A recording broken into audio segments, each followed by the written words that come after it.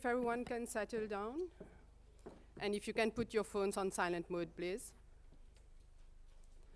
Okay. Good morning, ladies and gentlemen, and distinguished guests. My name is Rita Partinevico. I'm the co-ambassador for ASAF from Mauritius. And today, together with my friend Hilary Botte, a research scientist from Ghana, we're going to moderate this session. So on behalf of the African Students and Alumni Forum, I have much pleasure in welcoming you to the 4th Annual Public Conference, having the theme, Bridging Continents, Advancing Collaborative Education and Empowering Futures through Higher Education Mobility, in this beautiful city of Cape Town. So for our French counterparts, bonjour à tous. Au nom du Forum des étudiants et anciens boursiers africains, j'ai le plaisir de vous souhaiter la bienvenue à la 4e conférence annuelle publique ayant pour thème relier les continents pour faire avancer l'éducation collaborative et renforcer les futurs grâce à la mobilité in this beautiful city of Cape Town. So without wasting much of our time, Mr. Mulenga Mwamba, the ASAF Regional Coordinator for South Africa, for his welcome remarks.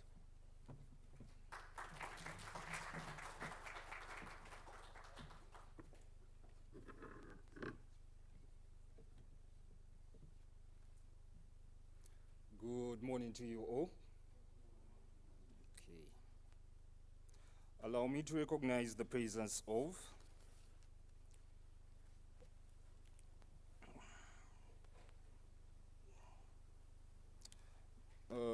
Vanny Kips, the Belgian Council in SA, Miss Andy Kondekes, forgive me for the pronunciation, EU Commission, representatives from the Higher Learning Institution, Dr. Walden Hendricks from the Cape Town Peninsula University of Technology,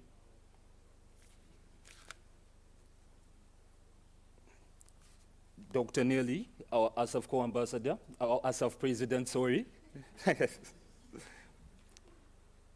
Reps from higher learning institutions in SA, I already mentioned that. Invited guests, ASAF board members, and you ladies and gentlemen. On behalf of ASAF Southern Africa, I am delighted to welcome you all to the ASAF 4th Annual Public Conference. It is truly a pleasure to see you, to see so many enthusiastic and dedicated individuals gathered here today. We have come here together to celebrate, learn, collaborate, discuss important topics. And I am confident that this event will be both inspiring and productive. Over the course of the session, we will have the opportunity to hear distinguished speakers, engage in meaningful discussions, and connect with fellow participants. Thank you all for taking this time to join us. Your presence and participation are what makes this event special. Let us make the most of this occasion and work together towards our shared goals. Once again, welcome, and I wish you a successful and joyful session. Thank you.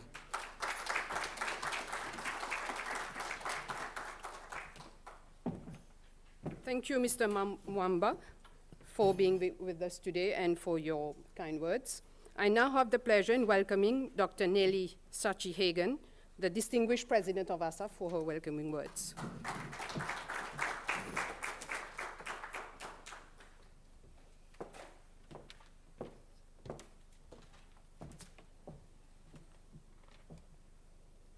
Thank you very much, Rita.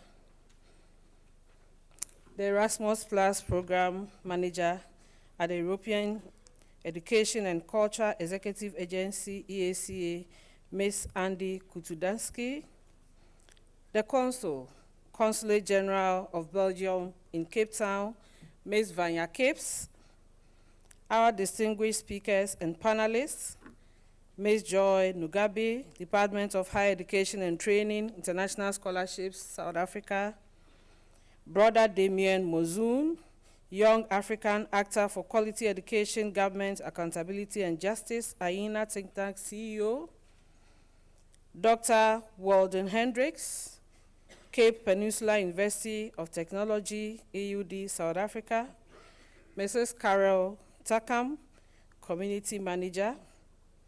Representatives from our sister alumni networks, Emma, Weber, Oceans, ASU, and ESN.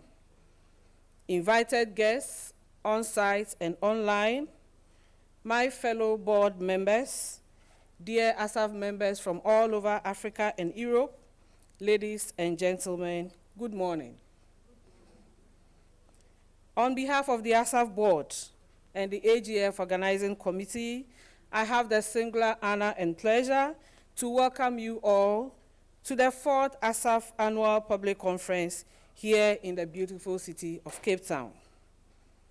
This year's theme, Bridging Continents, Advancing Collaborative Education and Empowering Futures Through Higher Education Mobility, reflects ASAF's ultimate goal of using international mobility as a powerful tool for transforming lives and building connections across the globe. Through higher education mobility, we are not only shaping the lives and careers of people, but building bridges across cultures, across borders, and across generations. The ASAF Annual Public Conference presents a unique opportunity that brings together important stakeholders from the European Union, the European Commission, higher education institutions, and inspiring speakers from various communities or countries as keynote speakers and panelists with the aim of achieving our ultimate goal. Furthermore, speakers from our sister alumni networks also inspire us with their achievements and success stories, emphasizing our networking and collaborative efforts as students and professionals. As we gather here today, we are reminded of how far ASAF has come as a forum. From our first annual public conference in Tanzania in 2022, to Kenya in 2023, Benin in 2024, and now South Africa, each annual public conference has strengthened our voice, deepened our impact, and affirmed our place in shaping the AU-EU partnerships in education and youth empowerment. Let this conference be a space where we share openly, question boldly, and grow together as a team. Whether it is in the plenary sessions, the coffee breaks, or over lunch, please network, explore ideas, and keep the spirit of ASAF alive. On behalf of the board, I would like to thank you all for taking time off your busy schedules to be here with us in Cape Town. Welcome to Cape Town. Welcome to ASAF APC 2025. Thank you.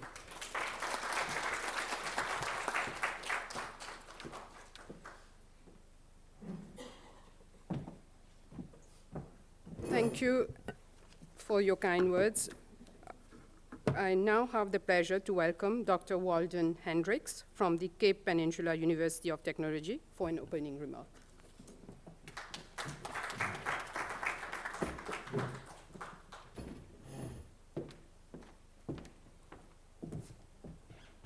Good morning, everyone, distinguished guests, all panel members that's here, everyone present. I'm Walden Hendricks. I'm from the Cape Peninsula University of Technology, and my role at university is mainly to be an educator, teaching our students, uplifting them, running workshops with them, as well as how to collaborate together with others. And as part of that initiative, we try our best to make sure our students are well equipped for the industry, as to bridge the gap between industry and academia. And I think we'll have a longer panel discussion about other topics and things to discuss. But that's briefly what I want to introduce about myself. Thank you.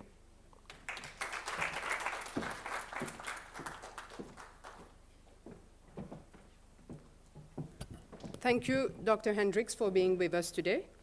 I now would like to invite Nelly again to present to you the guest speaker, Dr. Kontoudakis.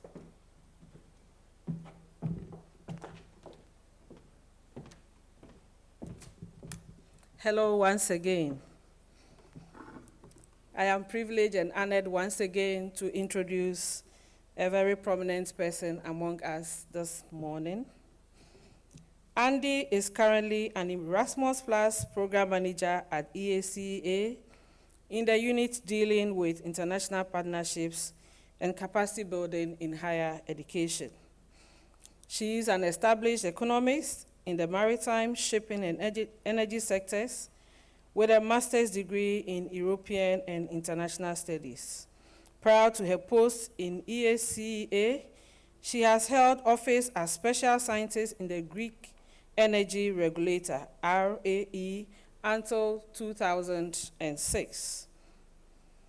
As European Commission Policy Officer in various DGs, DG Education and Culture, DG Energy, DG MARE from 2006, and as European Member Attaché in the Council of the European Union from 2009 to 2013, negotiating legislation. She is currently in charge of coordination of the calls in her units and the supervision of files such as the Erasmus Plus alumni file. Ladies and gentlemen, with a round of applause, help me welcome Ms. Andy Kontoudakis as she takes the podium.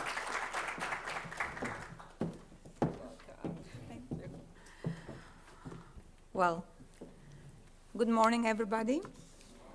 And dear President Nelly, dear ASAF organizers, dear Chair, dear conference participants, on behalf of the European Commission, on behalf of DG EAC and the Education and Culture Agency, I am here today with you with much joy and much honor to represent the European institutions in your 4th annual conference.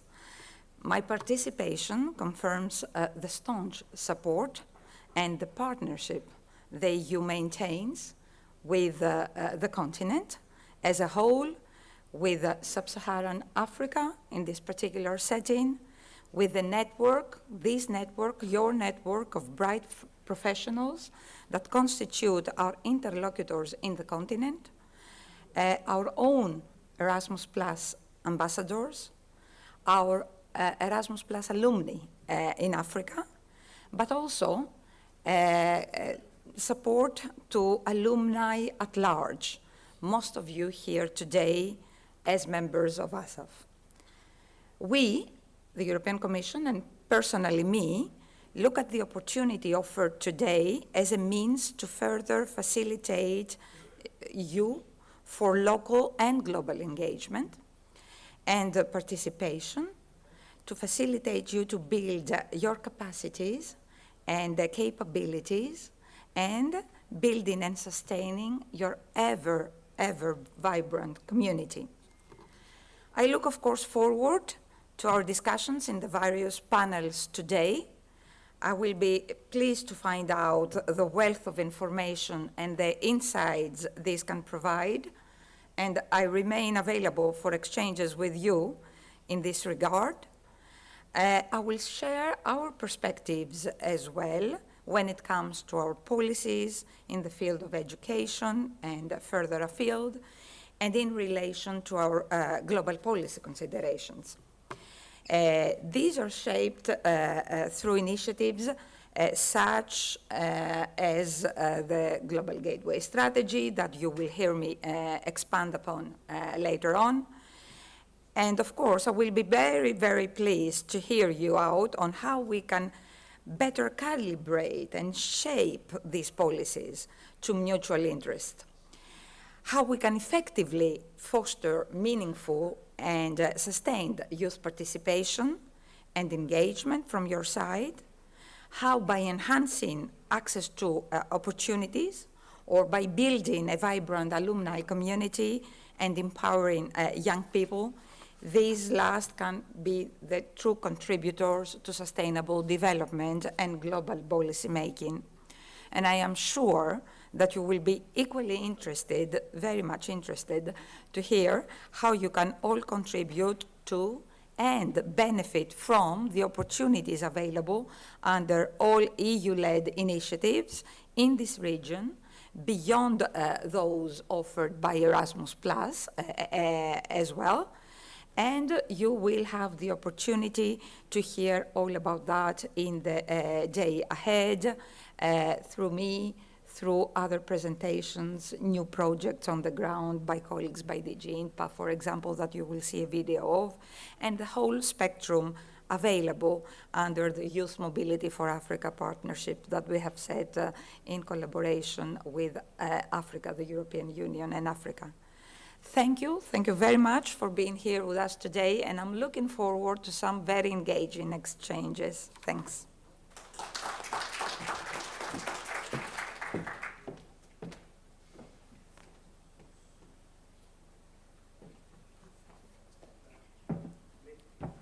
Thank you, Ms. Kontoudakis, for taking time to be with us today.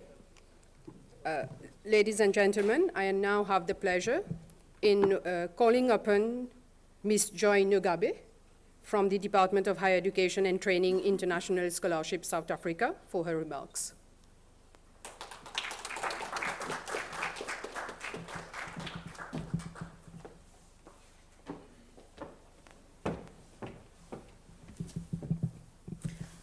Good morning, everyone. As mentioned, my name is Joy Nugabe from International Scholarships at the Department of Higher Education and Training. It is my pleasure and honor to join you at the 2025 ASAF Annual Public Conference.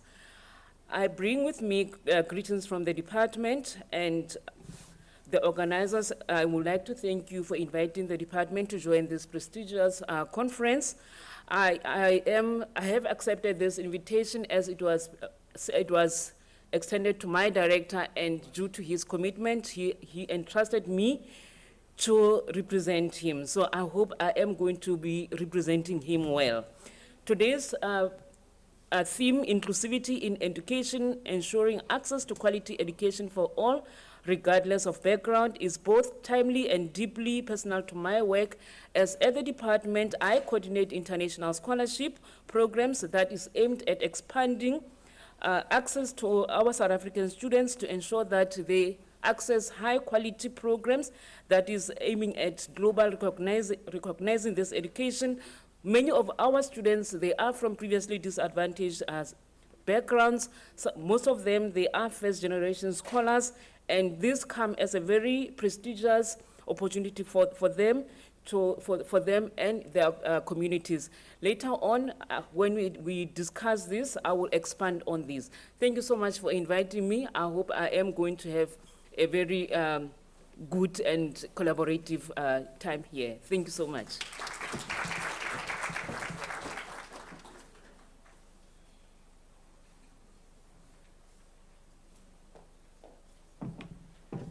Thank you, Ms. Nugabe, for being with us. We are honored to have the presence of the DHET among us. Ladies and gentlemen, before proceeding, we're going to have Mr. Roshan Alkori, board member, who's going to make a presentation on ASAF.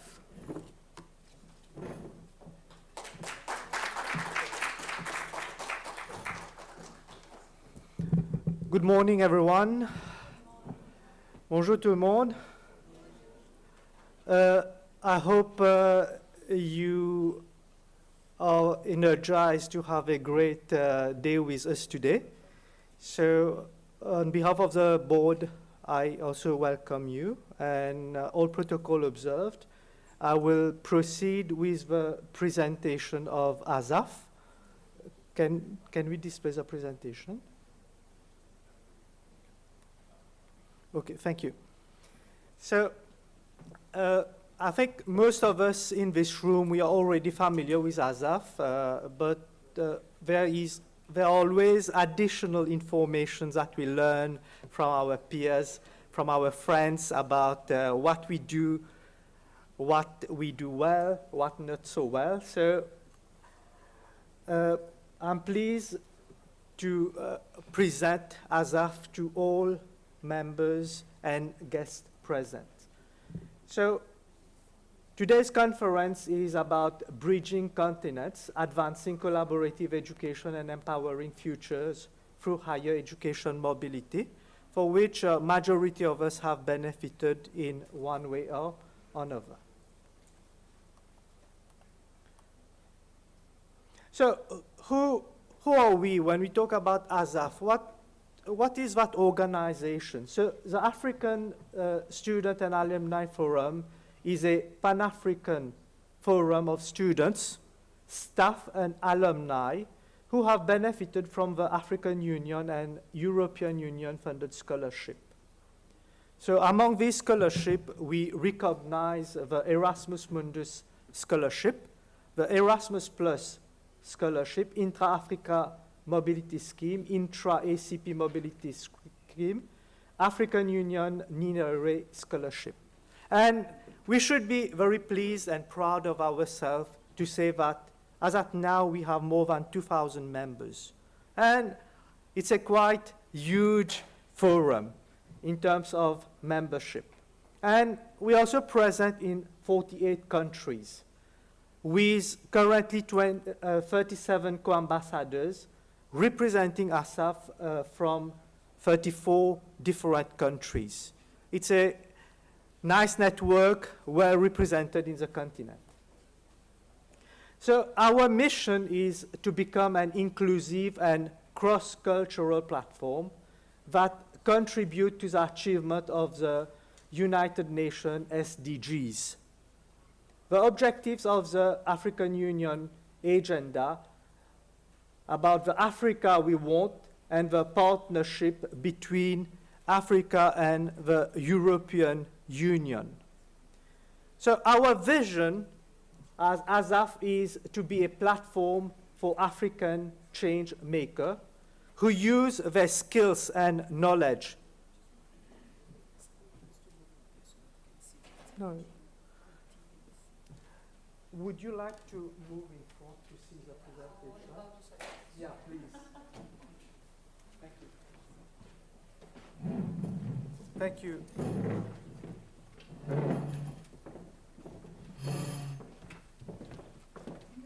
Thank you.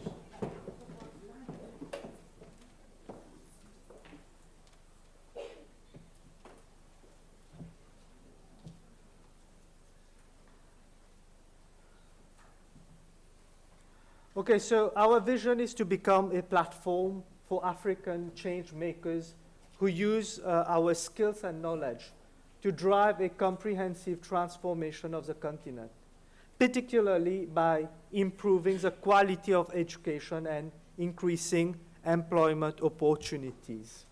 With the talents and commitments of its members, ASAF also promotes international learning mobility in Africa. So to sum up, as ASAF members, we do not work only for ASAF members, we work for the youth. We try to make them better and tell them about opportunities which are valuable. So, although ASAF is a relatively new organization, we have had quite a lot of achievements over the last few years. So everything started in 2017, where the idea came up to have this association. So in 2018, we had consultative meetings. In 2019, we had regional workshops organized. And in 2020, there was establishment of a vision and a work plan. In 2021, we all remember the famous COVID-19. So we had the online meeting, the first online AGF. And some of us present in this room had the opportunity of attending this online AGF. Our first in-person AGF was in Dar es Salaam, Tanzania in 2022. The second one in Nairobi in 2023. Third AGF was in Benin. And our fourth AGF, which is in person, is today. And we are private to have access to be here amongst ourselves to assist this AGF.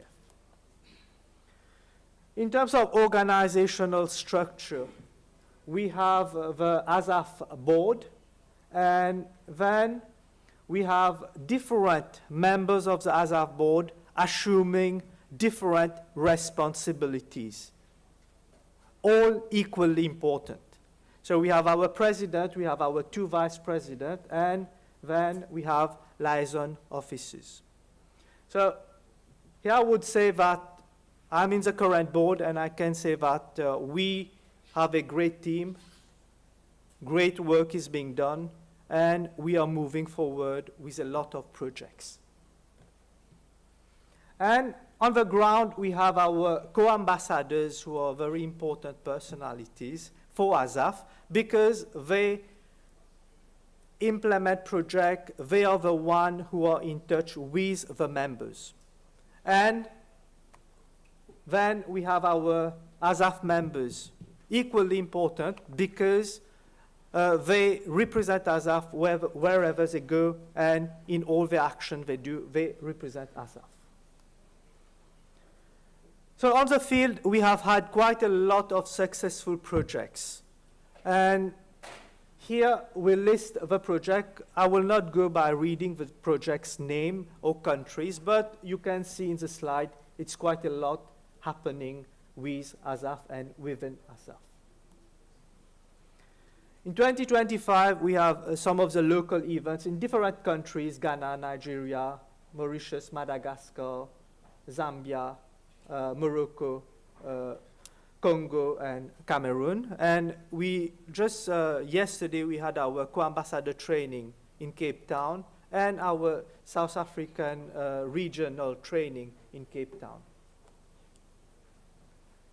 So, as I was saying, we had quite a lot of regional trainings, and I'm pleased to say that as it is now, we have done regional training in all the regions where we are present. Again, ASAF in the field, for previous projects, we have in 2022 quite some projects. In 2023, you see the numbers are increasing, and hopefully it will keep increasing over the years. So since 2022, more than 25 projects funded by European Union for direct management by members have been implemented. And on this, I would like to express my gratitude and thanks to the European Union for always supporting ASAF. And we also look forward for your continued support. Again, last year, beginning this year, we worked on the expression of interest project, EOI, what we call as EOI projects, which are managed directly by members. And we have had quite a few successful projects in West Africa, East Africa, Central Africa region.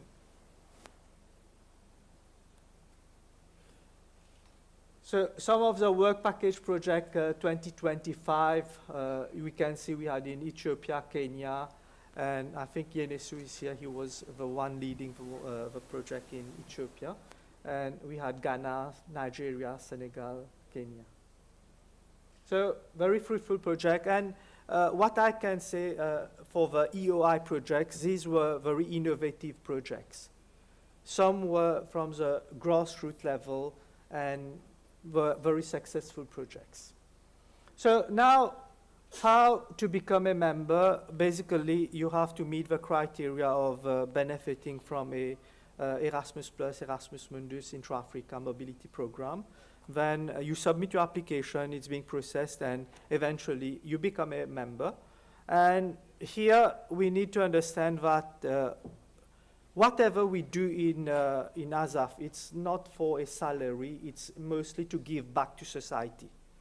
And we need to have that mindset that we are working together we make things happen together, and it benefits the society at large.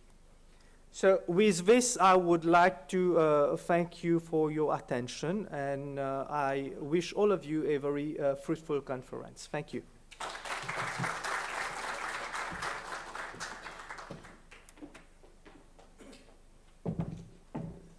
Thank you, Roshan, for the very informative presentation. So, ladies and gentlemen, we now move to the another important part of today's session. So, the first panel discussion.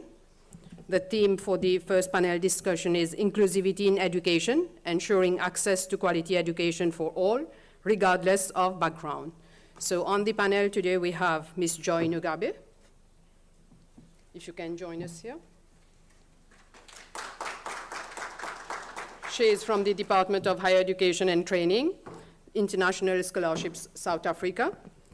Then we have Damien Mouzon, Young African Actor for Quality Education, Government Accountability and Justice, AINA, Think Tank CEO. Dr. Walden Hendricks, Cape Peninsula University of Technology, South Africa. Mrs. Karel Takam, Community Manager. And Mr. Roshan Al-Khoury, Board Member, ASAF.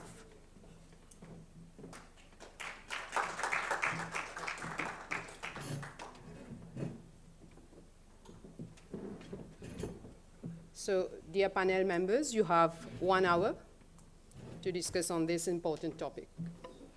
Okay, thank you, Rita. Welcome to all our panelists. So, again, good morning, ladies and gentlemen. This is coming right on my face.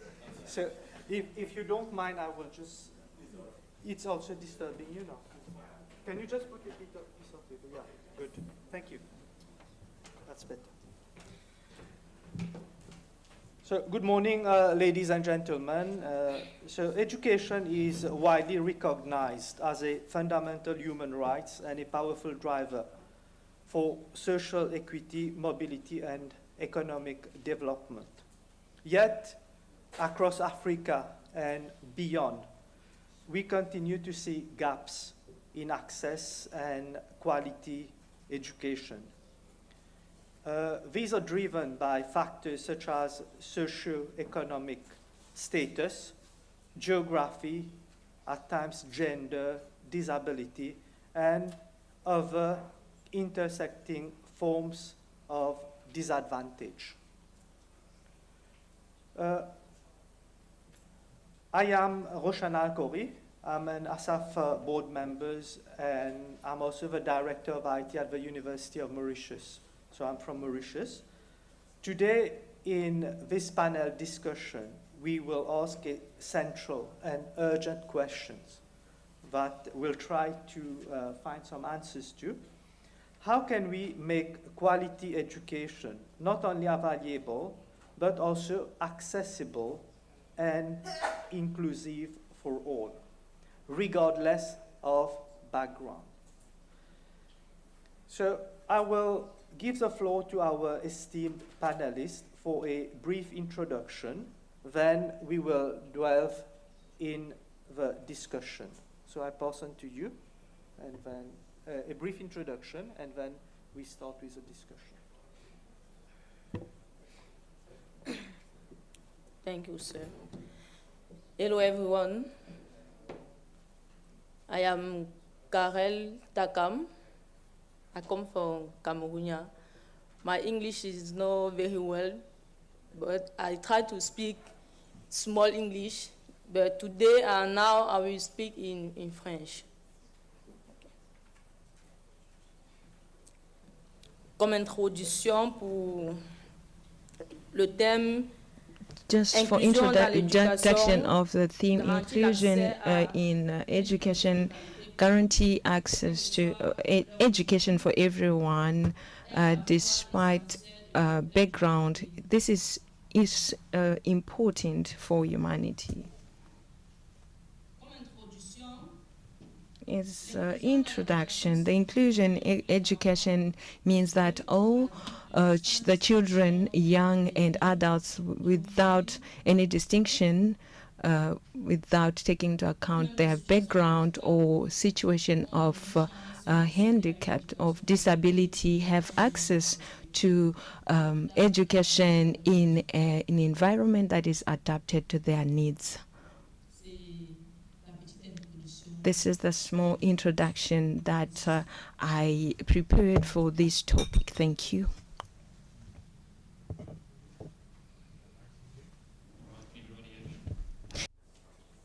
So, with regards to my inclusivity of education for all, regardless of everyone's background, I think from my side, at the university, we have community engagements projects that we normally deal with, and we approach the community per se through these type of projects.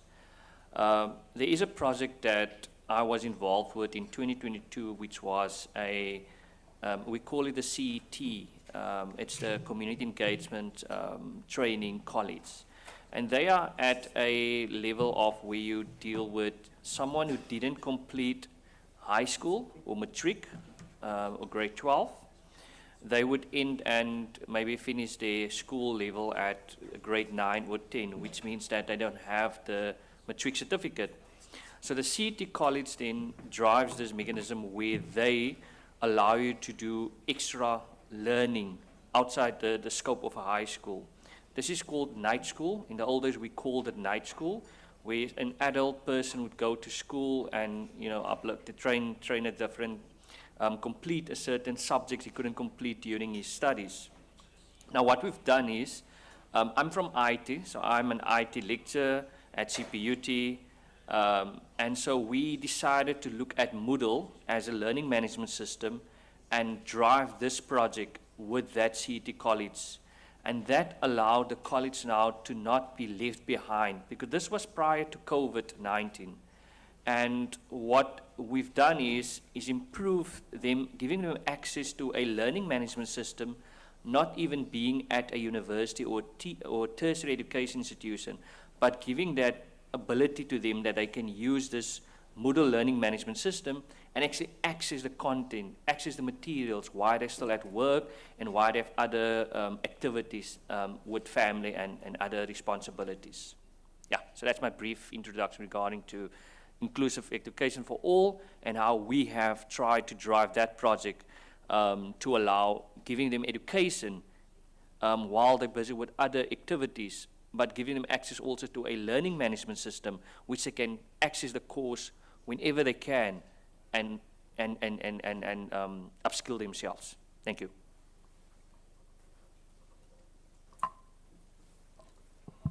Good morning once again. As mentioned earlier, I am from the Department of Higher Education and Training, and also one of our core is that, as I've mentioned in my introduction, that I am representing Dr.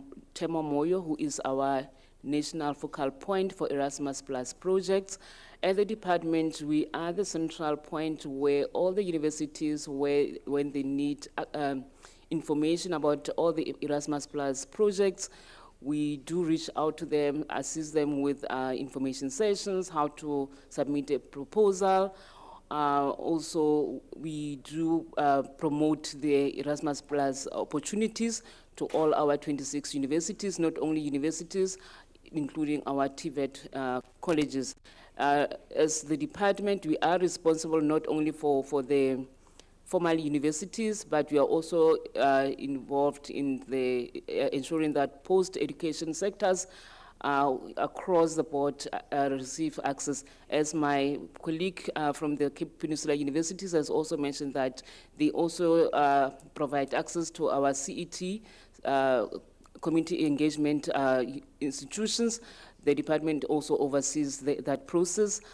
From international scholarship, I do believe I have touched on this, that we provide access to underprivileged students. We ensure that all these opportunities are not meant for few, but is spread across the country. We do this by ensuring that we do have monthly information sessions. We do community outreach programs where we go to communities, ensure that they are informed of these opportunities that we have as the Department of Higher Education and Training.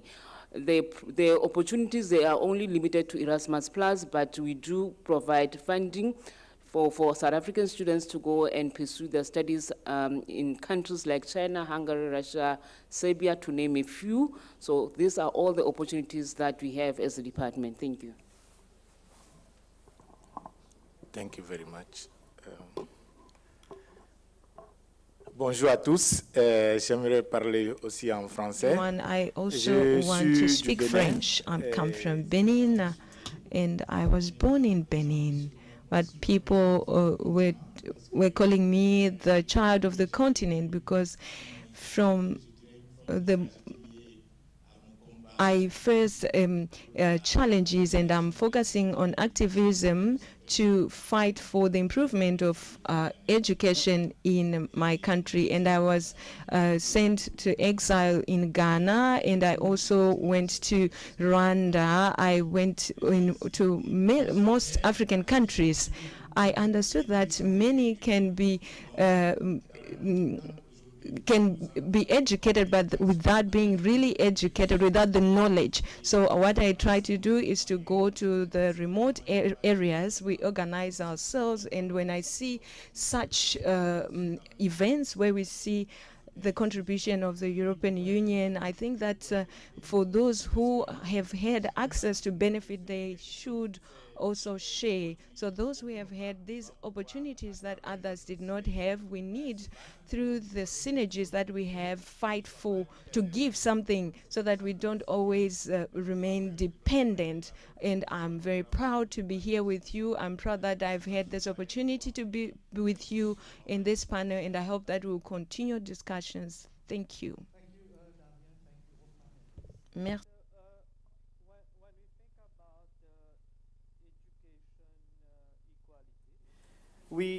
What first comes to our mind is what are the barriers? So what do you see as the most pressing barriers to inclusive education across African continent today?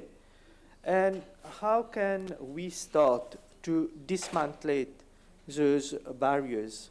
And if possible, if you could also share some experience you have had where you removed or at least tried to remove those barriers. Let's start with Damien and then Mrs. Joy. Okay. Thank you very much. I was at this place called Goma. I don't know if there are Congolese in the room. I went to, all right, so I went to Goma and to celebrate a whole 1 week during the beginning of the year 2013 with the children in that part of the world. It's true we only hear the name Eastern Congo on the media, but it's very hard to even imagine to just go there. So I was in that area, just as sometimes my naivete takes me everywhere, and I'm glad that I never succumbed, I survived. So I was meeting these people who barely had shoes or even the basic needs. Like you see these people in a very, very destitute condition, and you think about education, because I try to have some interaction with these people, and I have to have someone in the team of these children to interpret for me, because this child was in exile with the parent in Nairobi and was able to learn English, and she was just about 9 years old, but she was helping me to do translation. And when I was interacting with these people, I realized once again that we have this thing of thinking that education have to be in its formality. You do nursery, you do primary and secondary and university. There are so many people who are really don't have to be like in this formal education, but they have education, real life skills. But then because we have not been able to include that in our frame of reference or our paradigm of things, we think those people they are not educated because they are not schooled. And I think today, when I look around in many countries where I've been, in Ethiopia, Tigray, are there people from Tigray in this room? It seemed like I go to very hard places on the continent. But then what I realized is that you find in those very complicated or maybe hard access places, people very passionate, very much informed, and with a level of understanding that if we can twist this thing by uplifting this issue of language, because sometimes these people don't understand the English or French that we can speak in this room, and they can also understand the language, their maternal language that they have. And most of the time, our education system does not include that part of language. So when they say somebody is schooled in our context, maybe that person speaks very well. I come from a country where we used to say, quartier latin de l'Afrique. We speak French better than the French. I don't know if there are some French in the room. So that was our brand for a long time. So if they send us a letter from France, we have to start correcting l'accent aigu, l'accent circonflexe, whatever it is that was not being written properly. So I've seen around the continent that we do have this challenge altogether, that we think education is just the frame, the lenses that we use to look at it does not allow us to be really inclusive. So I'm glad that we are tackling this issue now, and then we can take it on the ground and see how each of us can play our humble part to make sure that people, regardless of their background, regardless of their means, because sometimes we don't know how much privilege we are to be able to be seated in a place like this. So how do we make sure all those people are on board? They have to play their part, and we have to empower them and make sure that our privilege shall not suppress the others or the underprivileged among us, and that's all that will be our focus going forward in regard to this inclusion that we are about to address. Thank you, Roshan. Thank you, Damien. Mrs. Joel, what's your take on this matter? Thank you so much, Chair. I do believe, like Mr. Damien has mentioned, our challenges are the same as similar across the continent. What we have seen as a department, most of our students, as I've mentioned, are from underprivileged communities. Some of them, they have never seen computers. You might be thinking that South Africa, we are developed, but we do go to our rural villages where when we go there, some of the students, they have no access to digital infrastructure, so it is difficult for them to apply to these opportunities.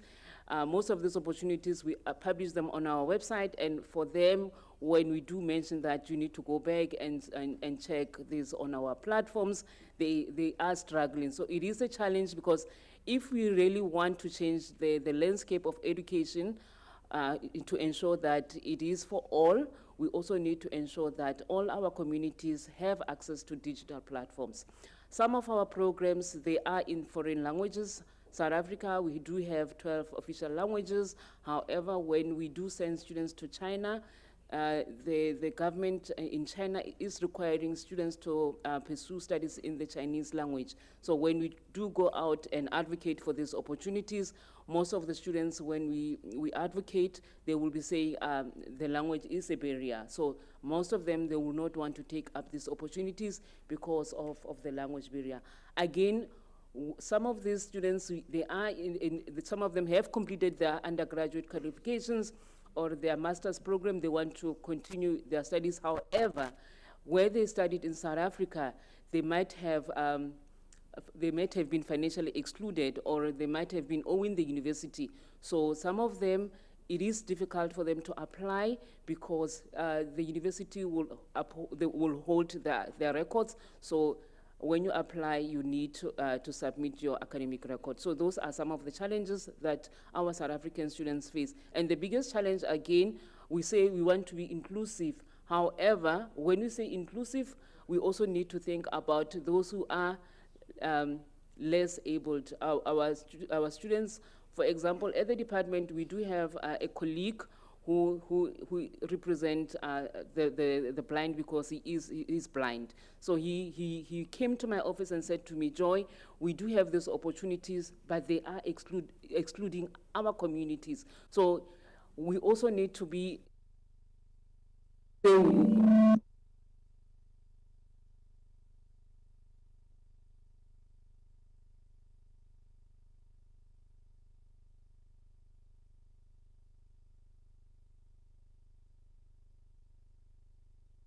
Thank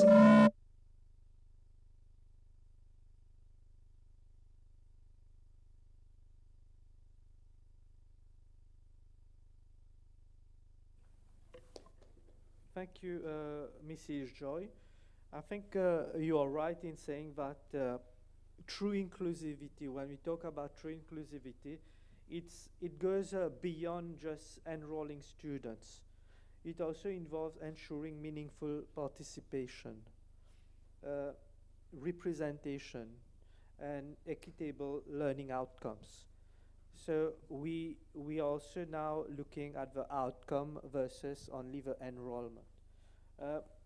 I will take on what you started as a discussion on digital transformation. So my next question goes to Dr. Walton, who is an expert in ICT. So in your view, has digital transformation, particularly post-COVID-19, because we have seen that during the COVID-19, a lot of institutions have moved toward online learning. Now we are trying to move more towards blended learning. So has this helped to bridge or widen the gap in educational inclusivity? Because recently I did a study on digital ICT integration in education, and we have seen there are quite some challenges that countries and people are facing. For example, in some countries we have difficulties having access to devices. In some countries electricity is a problem. Access to internet is a problem. So do you think digital transformation would be an enabler for that inclusivity? Thank you. Thank you for that. I think from if we look at post-COVID-19, as a country, South Africa, we have been striving to have a Vision 2030 where we want to have free access to everybody must have free internet access, access education, but that is a long thinking process. Reason being, there's some movement with regards to that. As a university, we have also looked at how we can, as we said, blended learning approach, where you have someone that's online in the class and then someone that's at home. But that person might not have a laptop. That person might not have a tablet or a mobile device. He could be borrowing his neighbor's laptop or mobile device. And so, because in South Africa we have different communities, we have our townships, we have our urban areas, and we have to look at a perspective where you come from a certain community and you might not be exposed to technology at that stage. So what we're trying to do is trying to actually see how we can, look at the digital divide is the word that I want to say, the digital divide, because that's what COVID-19 created. Post-COVID-19, we had this divide that some learners and some communities didn't have access to internet, access to proper electricity. And so that's still the case. But I think the other day we attended a event at Huawei, the Huawei South Africa event in Johannesburg. And one of the, I can't remember now the agency's name. They have vowed that they're looking at making sure that there is connectivity for everybody in South Africa by 2030. So that digital transformation process is ongoing. From the perspective of the university, what we looked at, and as mentioned earlier, the CET colleges.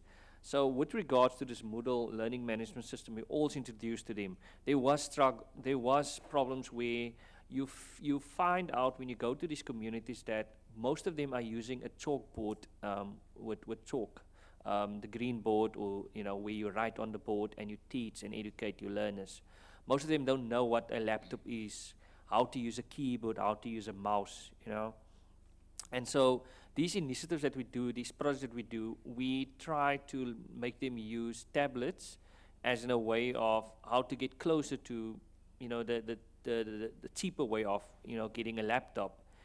And so when we did these roadshows, this was in 2022, we gave each lecture of the City College a tablet to understand how you're going to have to navigate and how to use this device. Because the thing with digital divide is also that there's the notion of someone don't know really what the device is going to use, what's the device going to be used for. And so having a program or some sort of application that they will know they will use daily will make them use the device. Otherwise, it's just another, call it another electronic device that they won't use daily. And what we've also done is on grade 8, we approached a high school in Atlantis, just down the road from here. And these learners, we had a project called Bank CETA. Now, this is one of our CETA initiatives that we normally do with universities, all the CETA agencies. So with Bank CETA, we decided to introduce STEAM, the notion of STEAM, because we all know there is STEM, science, technology, engineering, mathematics. But STEAM brings in the arts, and we've noticed that the arts is missing in IT students, because even in engineering students, they don't know how to be creative, when you build a car. And that we felt was also some sort of, digital divide. And so we brought in the STEAM and we gave them, Lego robotics. So the Lego education robotics, and they were exposed to that at grade 8.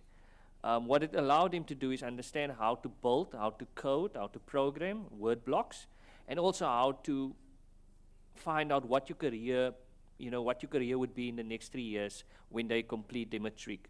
These learners then, they are from a public school, which is a disadvantaged kind of community. Also, they then took that skills after the training we did, the boot camp. They then went to compete. I think there was a high school national robotics competition for high schools. And they then actually came first against a private school, because we have private schools and public schools in South Africa. Private schools, they are more exposed to robotics and technology on a daily basis. It's a higher cost. Now, disadvantaged schools don't have that ability. They don't have that teachers. And so what I've done is we've prepared them through the Bank CETA initiative, digital literacy, and we allowed them to compete against a private school, and they actually beat the private school in a short period of 3 months when we trained them just for 1 month. And that just shows that our students, our learners, if we expose them to something different, they can improve themselves. And I know it's not mobility, I know it's just high school learners, but this shows that they can go further and improve their careers and make better choices. Thank you. Is Karel, you want to react on this? Yes. Right. Ok. L'événement du COVID-19 nous avait The montré COVID-19 à quel period point showed us how what we were doing before was insufficient, and it had its own flaws. And in the 21st century, it is important to adapt our education and to work with the digital world. And to do this, many schools today have added, and even companies are adding working virtually or even learning from home. From COVID-19, we had not really integrated this. It happens when we do not plan before, or when we do not put in place technologies that allow this this kind of work. So with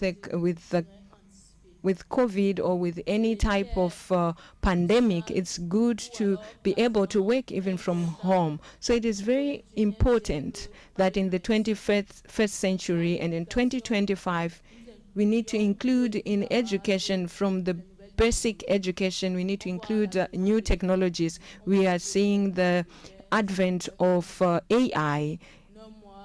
And what we can do in 2 months or 3 months, 30 minutes, in 30 minutes, AI can do it. and it can do many things. It is really important to include this digital aspect in everything we are doing today, because we cannot be running behind, lagging behind when it comes to education. So we need to include technologies in whatever we are doing. Thank you. Thank you, Mrs. Karel, for your insight. I will just react a bit on what you said about artificial intelligence. It's not a question, but more a reflection from my side. If we look at humanity, where we started, like most of the people were doing farming, they were doing hunting, gathering food around. So one of the way we could be successful at that time was based on the muscle strength that we have, what we could do, how much work we can do.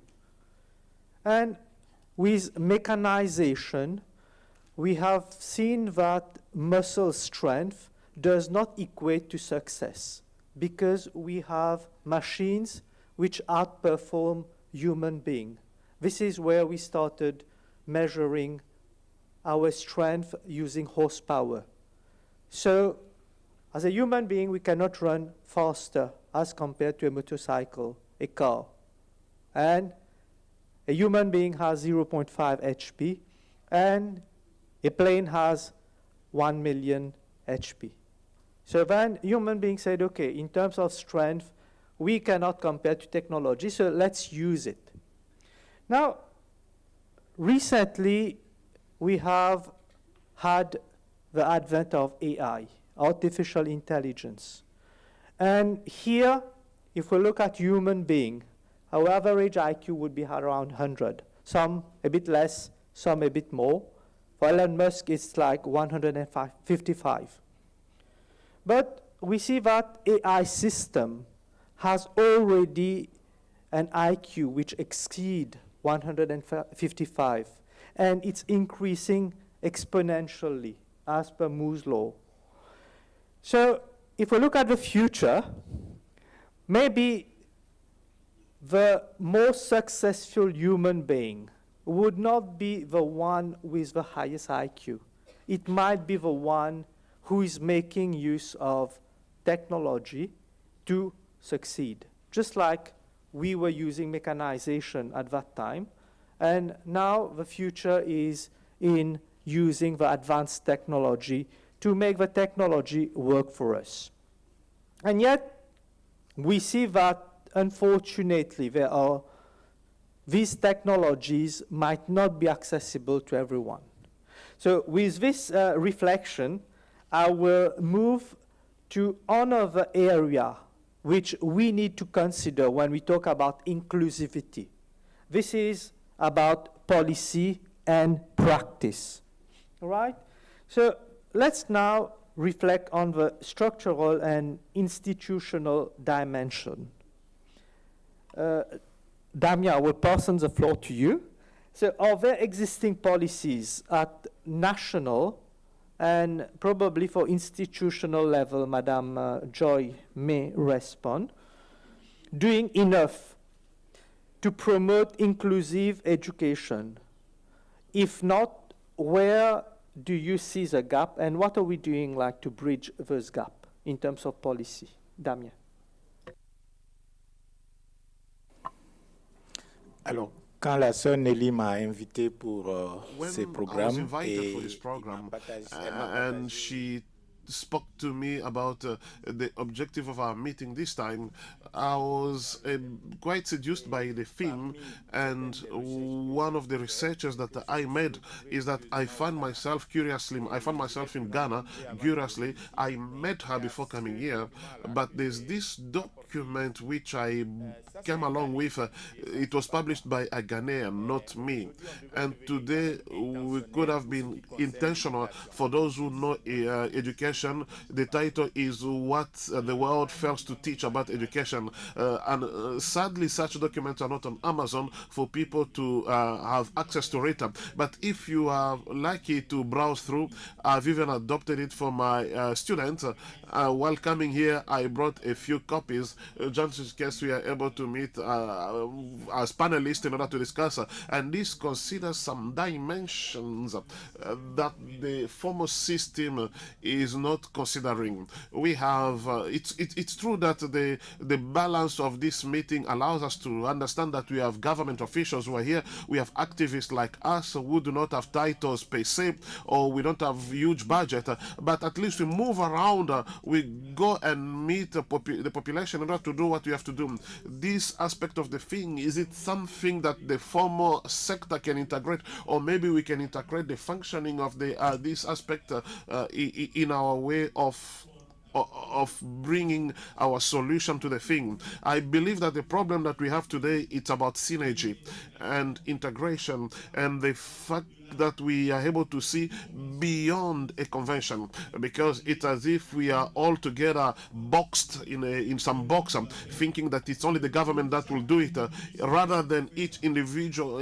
rather each person should rise, so that all together we may consider that every drop of water will lead us to this solution.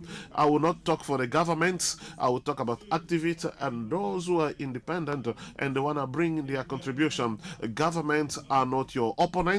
We need to work with them, for them, and sometimes against them, but we need to find a necessary mechanism and being strategic. That's why I began by creating a think tank, because today in the continent what is happening is that we don't have think tanks that can just sit and see how things can work.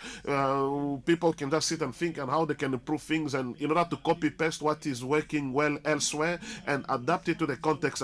We just browse without any compass, and everything, I would say, we keep on stammering here and there. So everything arrives to us because this thing came. We are always surprised because we did not prepare for the thing when it happens. So for those who are functioning in the sector, maybe I would say the informal sector, if you should not feel left out, you should do things in such a way that your structures allow that together, the government and you, that you may not be opponents. When we see in depth, we are all looking for resolution. We're trying to resolve the same problem, the same issues, and because Joy will take over from me because she's better suited in order to speak on behalf of the government. I would like to say that I'm asking for tolerance from this government in order to include those, what they don't have in their portfolio, and consider that the other aspect of education which other people can implement, they can also integrate them in their strategies and their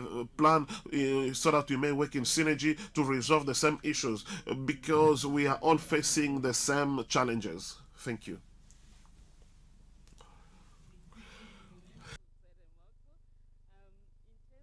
Government, I do believe we do have great policies.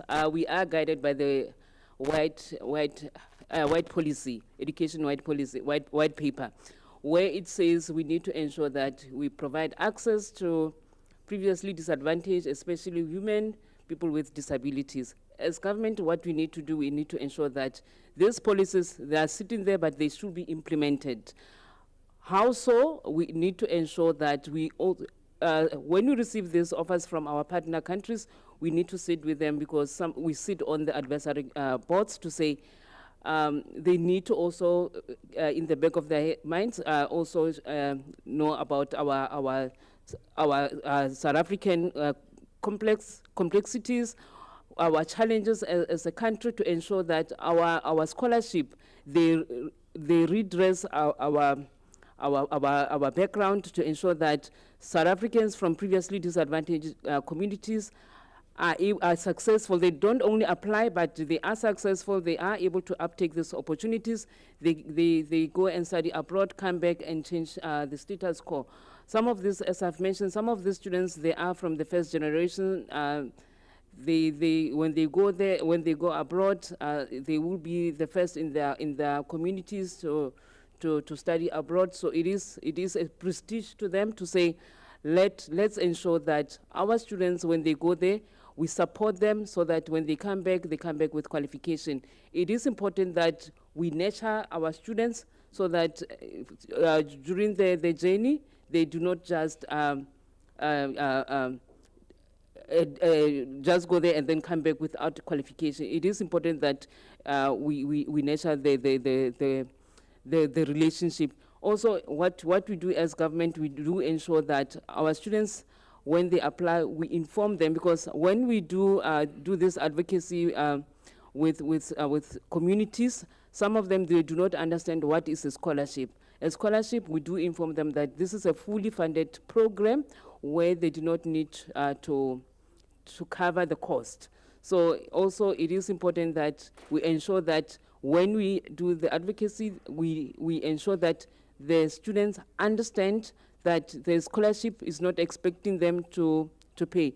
And also it is important that we also ensure that we advocate for those ones that it's a full scholarship. We normally receive a lot of opportunities where the students will be encouraged to apply. However, they must cover certain costs. So those ones, as a department, we ensure that the cost that is not covered by the partners, we ensure that as a department we cover. So those are some of the mechanisms that we do as a department to ensure that when we advertise, it is fully funded opportunities. Thank you. Thank you very much for this insight. A quick question to Dr. Walden. How can government, universities, and NGOs better collaborate to reach learners at the margins, such as students with disabilities or others from vulnerable groups?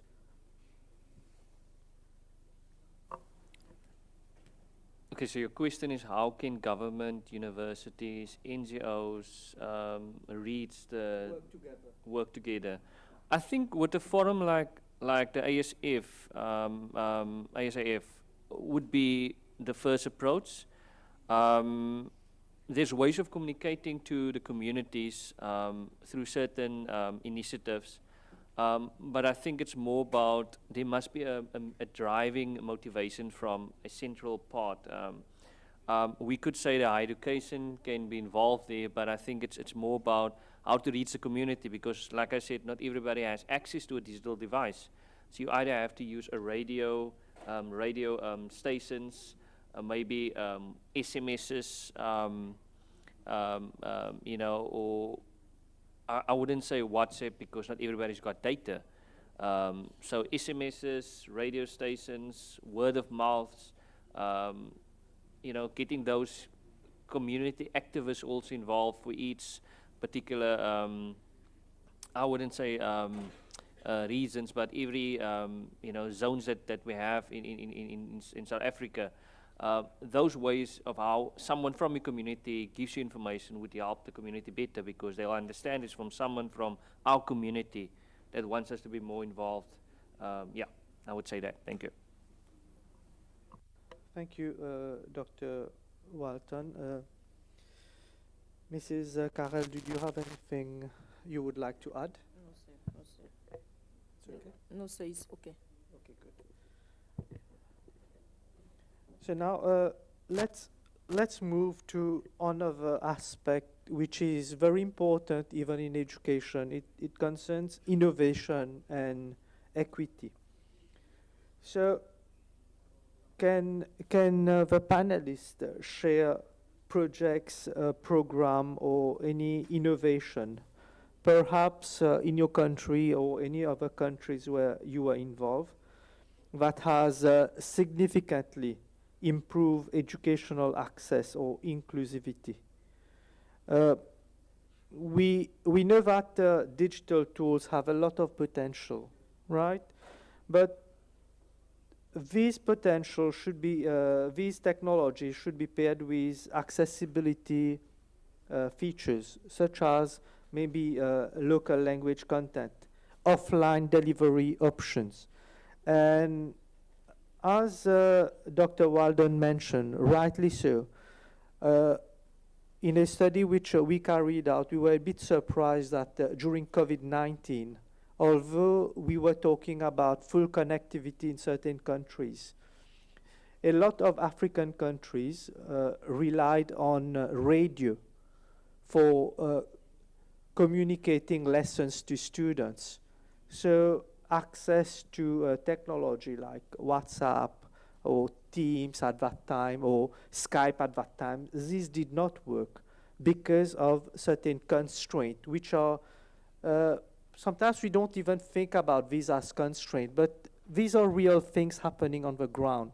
For example, I remember in one of the reports I made, I said, if the parent can't bring food on the table, how do you think they will bring a laptop to the student, to their kids?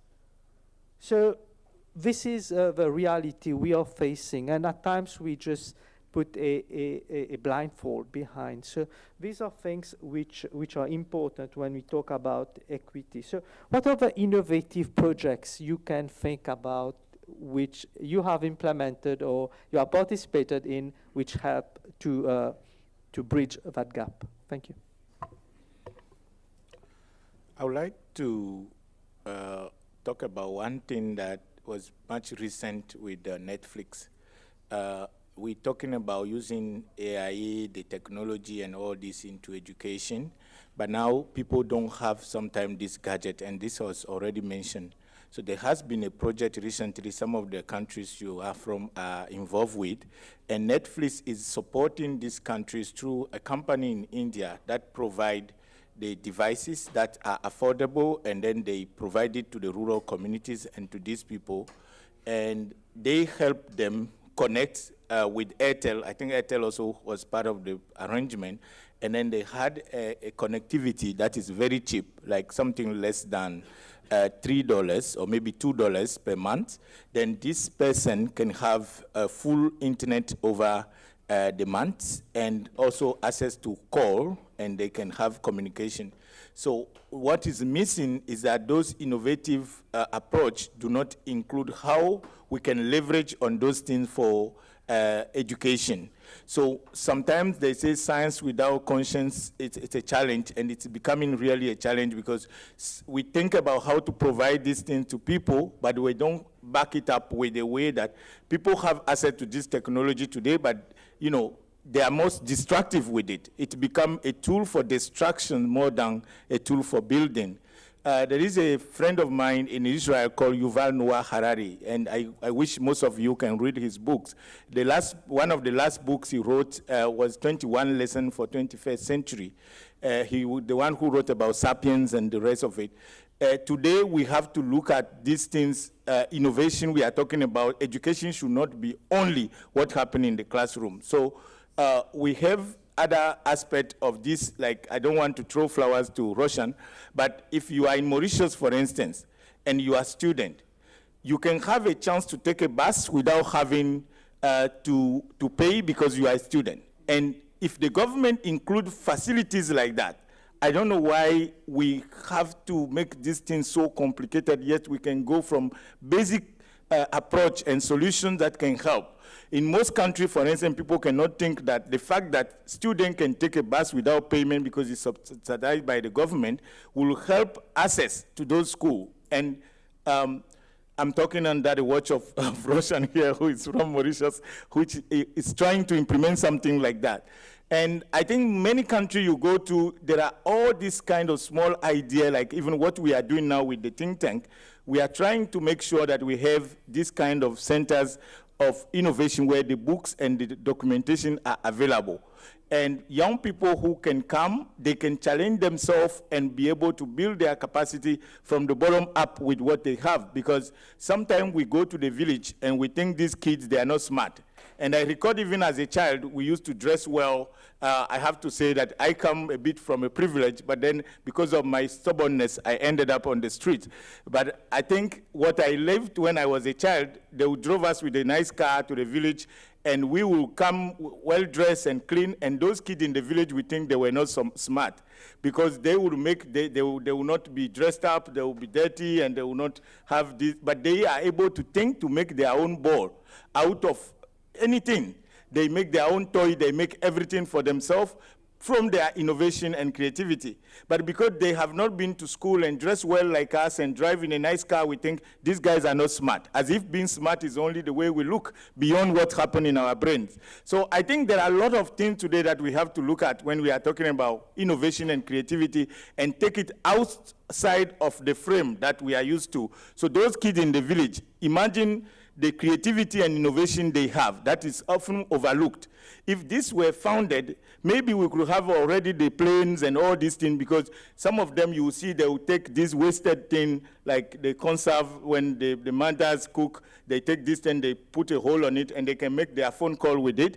There is nothing these kids are limited to make from their innovation and creativity. And when you go to these villages, and I think we should encourage ourselves and our children to go often, you get to learn things so much that you can imagine that these great things that we think of in the city, in this environment of consumptions, we can grab a lot of creativity and innovation from these villages. So I think I will stop there, and then we can just continue off panel. Thank you so much, Damien. From our side, what we have done, this year we are launching NEET. NEET is called Not in Employment, Education and Training. Over 3 million young South Africans are not in education, training, or in employment. So as government, we say we need to be a caring government. We need to ensure that our youth should be either in education, training, or employed. So this year, as a department, we are going to launch a program where South Africans who we call them the NEET. Those South Africans, we send them to China to learn a skill so that they come back to South Africa with a skill to ensure that they sustain themselves. We do not want students to go out there and look for employment, but they need to be self-employed. So this will be the students who have at least a grade 10. Grade 10, I'm not sure in different countries, but those without matric. Matric is the highest in high school. So we are going to ensure that that those students at least have something. So we will be sending this year alone, we are going to start with 80. This week, the colleagues have gone to China to check whether, to do to ensure that when the students leave in September, they will really come back with those skills. Again, as a department, we said we not only to fold our hands and say we are receiving opportunities from our partner countries, but also we need to ensure that as government we invest in our citizens. We have launched this year the German Scholarship Program, where it will be fully funded by the Department of Education and Training. Other opportunities that I've mentioned previously, it was either the department is co-funding, but this one entirely will be funded by the department.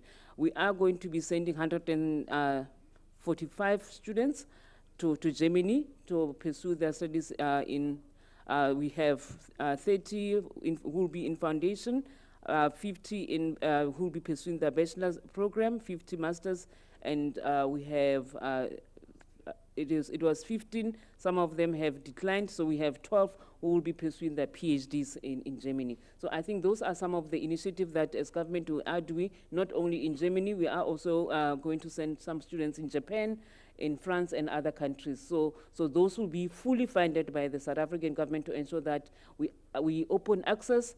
We only have 26 universities in South Africa, and beginning of the year, when the academic year starts, we do find most of the students who are saying they did not get space in our university. So in order for us to expand, we said, because we still have limited access within South Africa, but let's go outside and see where we can partner with other countries to say, let's open up access so that our youth are not only limited to South Africa, but they can access higher education in other countries and come back with skills.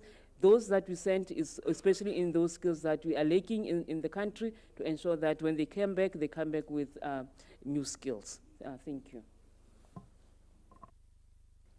Okay, so from my side, we as the university have a Huawei Academy, ICT Academy. And so what we've been doing since 2019, this was after post-COVID, we decided to reach out to our students, have these type of roadshows where we go to each department at the university, because we have like 5 campuses and we have different fields. And what we want the students to do is compete online through a competition. So they go and they learn about big data, they learn about networking, they learn about programming, they learn about different fields, study fields. And then through this competition, they compete against each other, and then they take the top, let's say the top 10. Then they go and they compete nationally in a country. And then after they get to the top 3, I think they choose the top 3 teams, they then go compete through our African region. So they compete against Kenya, Nigeria, because there's different academies in each different country in Africa. And then if they get through the regional qualification, they then go to China as that competition track. So what happened in 2020, I think 3 of our students, they were from different fields. So one was from engineering, one was mechanical engineering, one was IT, and one was multimedia. But they all completed in one track, like they all did cloud computing. So during the competition, they were exposed to cloud computing irrespective of the background they were applying at university. Irrespective if you're doing mechanical engineering, you could actually do this competition and expose yourself and learn new technologies. These students made it to the regional, and I think that's where they stopped. But then prior 2023, because we run this competition every year, we had 3 South Africans from University of Johannesburg and Nelson Mandela University. They made it to the global competition in China. And then these 3 students went to compete for the network track in China, and they actually won first prize in China globally. And this was an achievement for South Africa because you represent your country. So this is an upliftment for these learners. I know they're few, but these are ways of how projects and things we do, how we expose them. In 2023, we had an innovation track where students actually go and showcase what they've done innovatively at University of Univen. So they created a innovative prototype where they used a camera and they tried to track if a car passes by with a camera, how in your province, how you can actually take that person's footage of the number plate and actually send him maybe his fine or send him any updates or things like that based on his record that was captured on the number plate. And so that was something innovative for that particular reason. Although we know China is they have more advanced technologies, you basically showcase during this competition what happens in your country, how you're solving a problem for your community. And that's the nice thing I like about this competition. Another thing is that I spoke about Moodle Box earlier. So Moodle has, or Moodle LMS, there's something called Moodle Box, which we looked at also, which is you use a Raspberry Pi. And you take the Raspberry Pi, and actually 2 French developers actually created this Moodle Box, just to say. And so they basically took Moodle, made it available offline. So you can go to a rural community where there's no internet access. They then connect to the Moodle Box, the Raspberry Pi. Up to 30 users can connect via their mobile phones to the LMS and actually access the course content while they're offline. And if you need them to go online, you just connect your Moodle Box, your Raspberry Pi to an internet, one device, and they all get internet through that device. So that's an initiative, and it's something good actually for Moodle, because now you can go to the community with these little inexpensive Raspberry Pis, present the course to 20 to 30 students or learners, and they can access the content while being offline. No internet needed, unless you go online with your device, and then they get internet shared through your device. Thank you. Thank you, esteemed panelists. So as we near the end of our discussion, I would like to ask a provocative questions to all the panelists. Keeping in mind that ASAF is an association of alumni and students, highly qualified professionals. So if there is one concrete step we could each take tomorrow to make education more inclusive in our own sphere of influence, what would that be?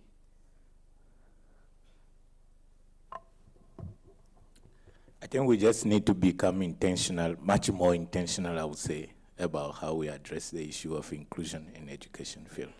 Okay, thank you. Mrs. Joy? Yes, I will also take from you, because that's also what came to my mind. I said we need to be intentional.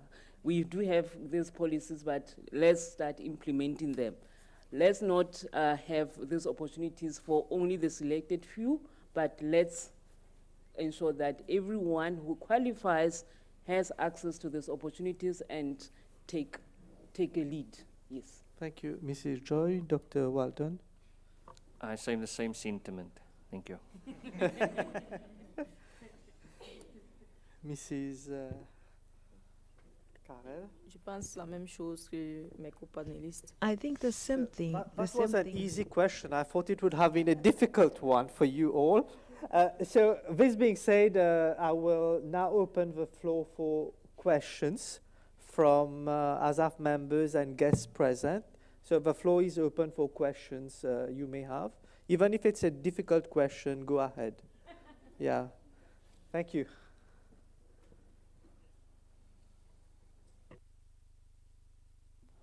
Ok, bonjour. Je suis Soso Mathieu, je viens du Bénin. Je vous ai suivi avec beaucoup de plaisir.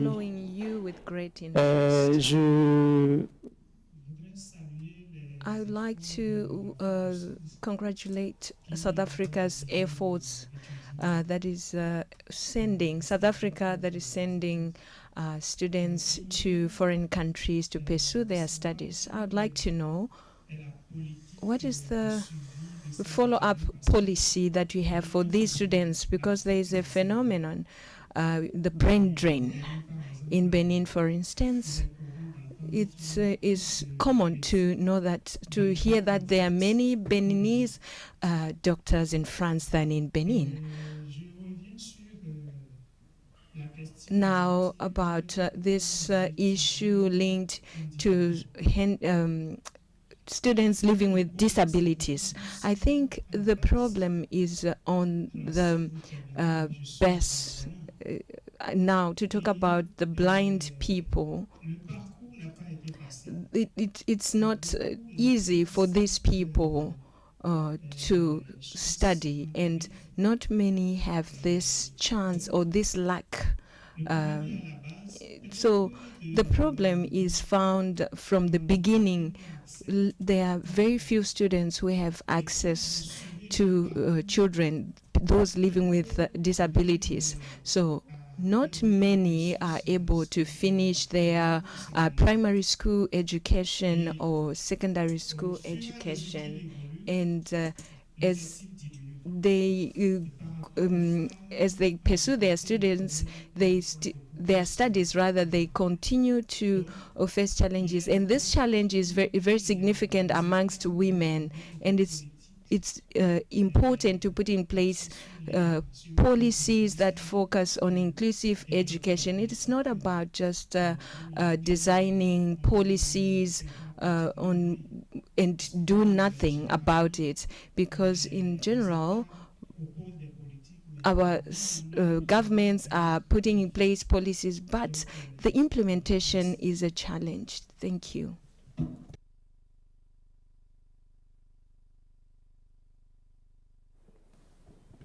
I would like to say a word. Par rapport à cette question de bourse. Regarding this issue of scholarships, I think firstly there are many scholarships that exist, and now people do not have info. they don't know that these scholarships exist. So now I'm not going to mainly highlight Mauritius. I was in Mauritius, and a decision was taken that the Mauritius island is well advanced, but the government decided to give scholarships to African countries, 5 scholarships to African countries, but African countries don't give their students the chance to go there. There are many scholarships from European Union that are not taken into account. So from this perspective of access to education, and given that we are here united, you need to look at the question that was asked, the question of the issue of brain drain. Yes, they are brains. I have this globalist view. I think I would prefer that people be trained and go to be at the service of others in one way or the other. They're going to contribute in their countries than to be locked in their countries and not to be able to fight against poverty. I think I'm going to surprise others with my statement. I think for me, it's better to give them opportunities and go. It's better to have brain drain, because it means they are serving others, they are serving the world in one way or the other. In any case, we are going to benefit than to leave them. Now the other issue linked to the impaired, the visually impaired, and those living with disabilities amongst us, who are supposed to, who are the vulnerable that are supposed to be prioritized. When we travel, are we going to prioritize those with red passports, the diplomats, or those in business class? I was talking about being intentional in what we do. We have to take into account all these things and say that our obligation when we have the chance is to carry, to take the hand of those who are down. I'm happy that the person who asked this question, they said it's a question of the basis.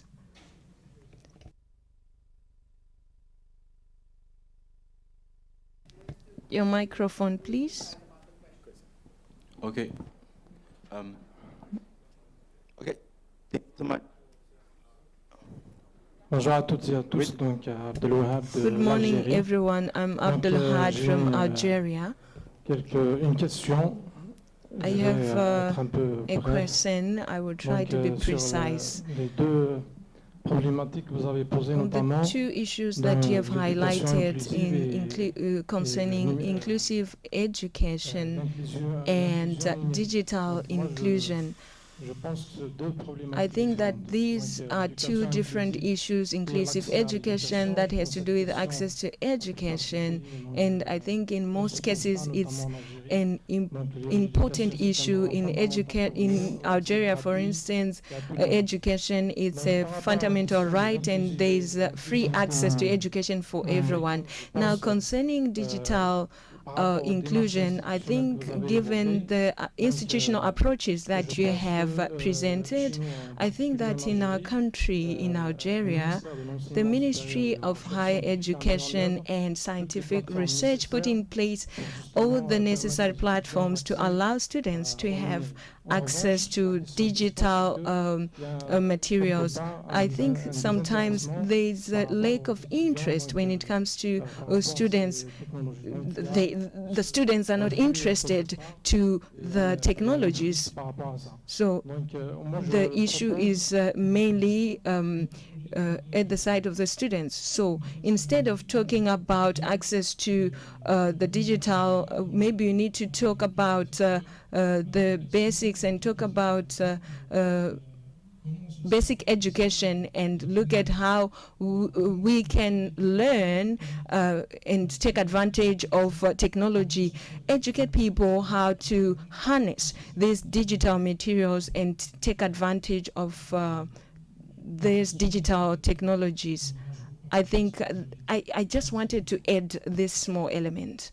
Thank you.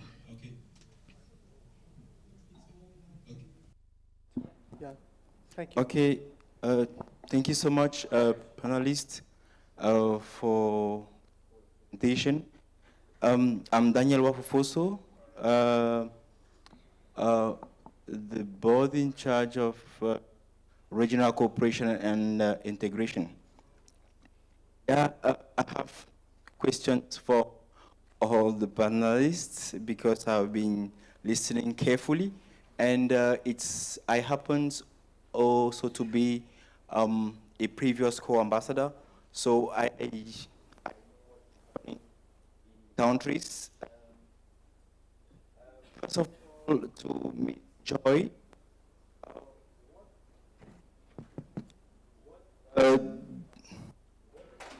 Do you do to overcome or to bypass the language barrier? Because in Africa, basically, ASAF is almost in all the countries, I get feedback from, thank you. I get feedback from the co-ambassadors, and most of them are talking about language barrier.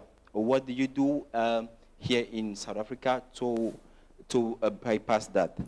Now, the second question is combined to Mr. Damian and Ms. Carrel.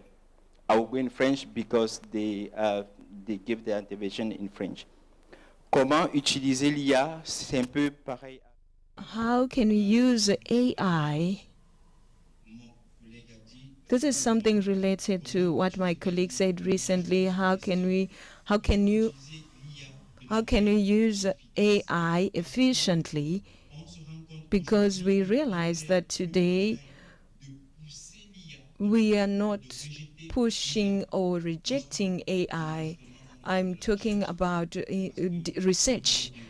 You talked about intellectual property. For instance, I'm using AI to produce or to write a document.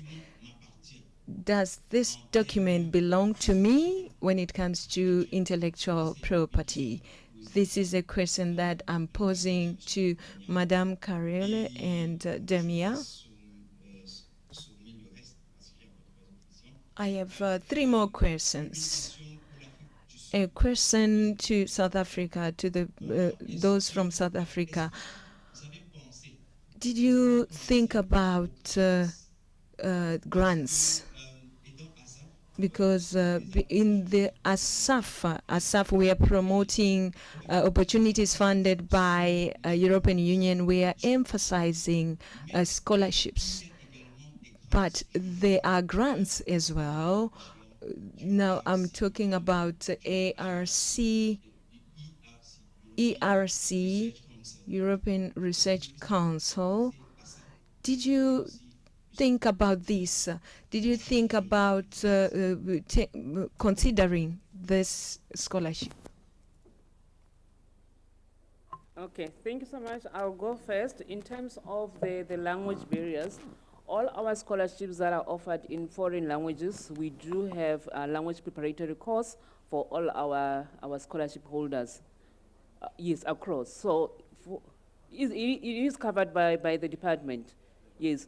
Also the partners will cover the language preparatory course. However, because it's only 1 year, however, should our students who are on the scholarship still feel they still need more lessons, we do cover that. For example, I'll mention the Russian scholarship program. We do have a student, an alumni actually, who was on the scholarship in Russia. She completed her PhD. She is now assisting us as a way of giving back, assisting. Remember when we announced that they have been successful, from that moment, like after we do the selection, we take that number for those who have been nominated for the Russian scholarship before they start their studies in September. We do offer the language program being assisted by this alumni. So she assists us up until the minute that they will start with the formal program in Russia. In terms of the grants that you have mentioned, most of the grants, the EU grants, they are administered through our sister department, Department of Science and Science, Technology and Innovation, DSTI. We work together to ensure that there is full participation among our universities. We do work together with the department, and also, as I've mentioned, Dr. Tema Moyo, who's our director, also is the ENFP, so he is responsible to ensure there is full participation within South Africa across all PSET sector.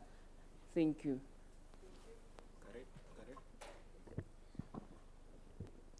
Merci, Monsieur Daniel, pour votre question. Mr. Daniel, for Je your pense question. que I c'est think that vraiment, comment dire, inadmissible que nous refoulons it is l'IA. unacceptable that Parce we que reject nous sommes AI à cette ère-là. because we are in Comme this la era vie of nous avait AI, as life imposed us to live with COVID. Is the same. We are being imposed. We have to live with AI. Now we have to ask this: how can we work with AI on a daily basis at work and research? We do not have to copy paste AI. From AI, what we need to see is to select what we want and also add something on the basis of the capacity and the abilities we have. We have to also add who we are. From one way to the other, we are different. So when we copy paste, we are going to remove ourselves. But AI can help us in what we do on a daily basis. Now, concerning intellectual property for a thesis or research that is done on AI, there's no legislation. If I'm wrong, someone can help me on this subject. But now intellectual property, we can say, some say intellectual property rights should be for AI, some say for the individual, but now we don't have legislation really or policies that clarify. I talk about being intentional. Most of the people who asked questions were male. There are some female there, so I don't want to go out here and say that we have not applied what we've been saying. So I saw female hands up, so if you can just allow the balance to be here so that we can go safely out of South Africa. Thank you. Thank you very much for that. My name is Charity Esnam Ano, Co-Ambassador Ghana. I have two questions. One to Ms. Joy, and the other one to Mrs. Carroll, if I pronounce it correctly. For students that are sent to acquire skills in the various countries mentioned, what are the mechanisms in place to ensure that these students return to South Africa? And what measures are in place that this mandatory requirement, if there is any, is fulfilled? To Mrs. Carol Takam, Damien mentioned that there are very brilliant and innovative ideas and potentials hidden in learners coming from underrepresented areas in the various African regions. As a community manager, how do you ensure that the voices of the marginalized learners are truly heard and incorporated into education? Thank you.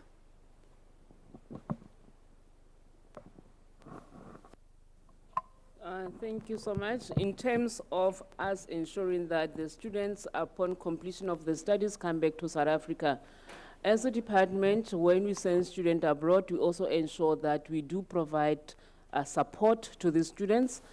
All the students in different countries, we do have what we call a student support officer, where they report on a quarterly basis to this person. So when they depart In September of that particular year, they will have a student visa. A student visa, once you complete, the requirement is for you to come back to your country. So on the basis of that, upon completion, when they finish, maybe after 3 years, 2 years, depending on the length of the qualification, they are required to come back to South Africa. So we do keep in touch with them. We check their progress, academic progress. So in the final year, we say July is your completion year. You complete return flight documentation so that we prepare you to come back. For those who wants to continue staying in a foreign country, they know the challenges. If you continue, you will be deported. That's the loss of the foreign countries. If you do not, if you disregard the countries, you will be deported.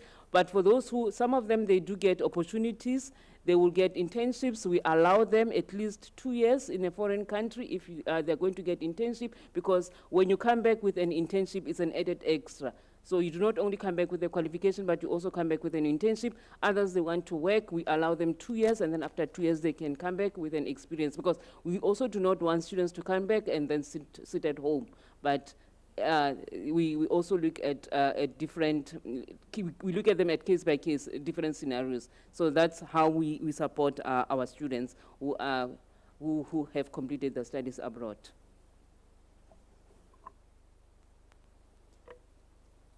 Ok.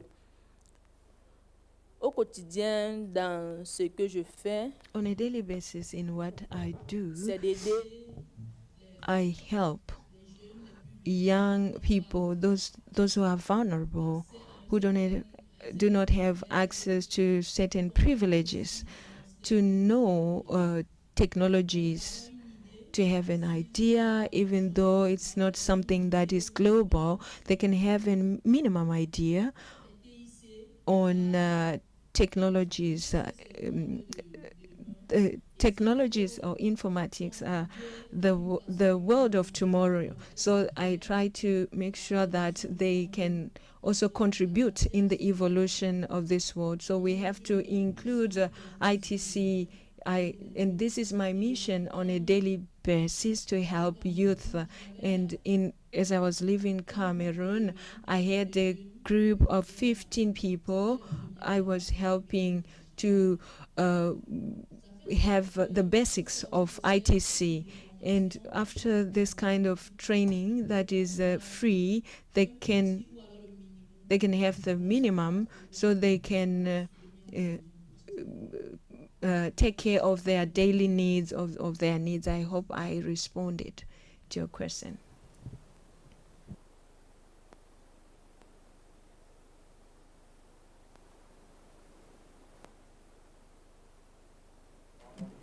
Yeah, thank you very much. My name is Ofoha Donaldson, and I'm the co-ambassador of Nigeria. So the board member in charge of regional integration raised something on AI, and Can you please go to the question? Yes. No. We have some challenges in the use of AI.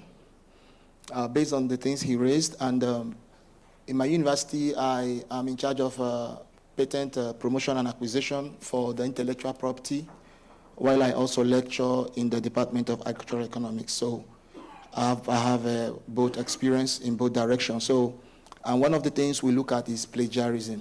And recently, AI has, when not properly applied in research, can lead to a high increase in the plagiarism percentage. So, and the challenges that can be found, one of them is determining authorship for AI-generated content. So, going to the system to pick up from AI in research can put a question on ownership of the content. This is one of the challenges we have. I see in my university when we examine submitted research papers and projects for plagiarism check and content ownership. So it is also very important to you can align the content of your research output. Yeah, because we are in such a time that AI is playing a significant role, but there is a mismanagement. So we can, while you use it, you can be careful to provide significant inputs that can align the AI content to personal claim for authorship. Because when you do that, you'll be able to reduce the similarity check to a very lower percentage.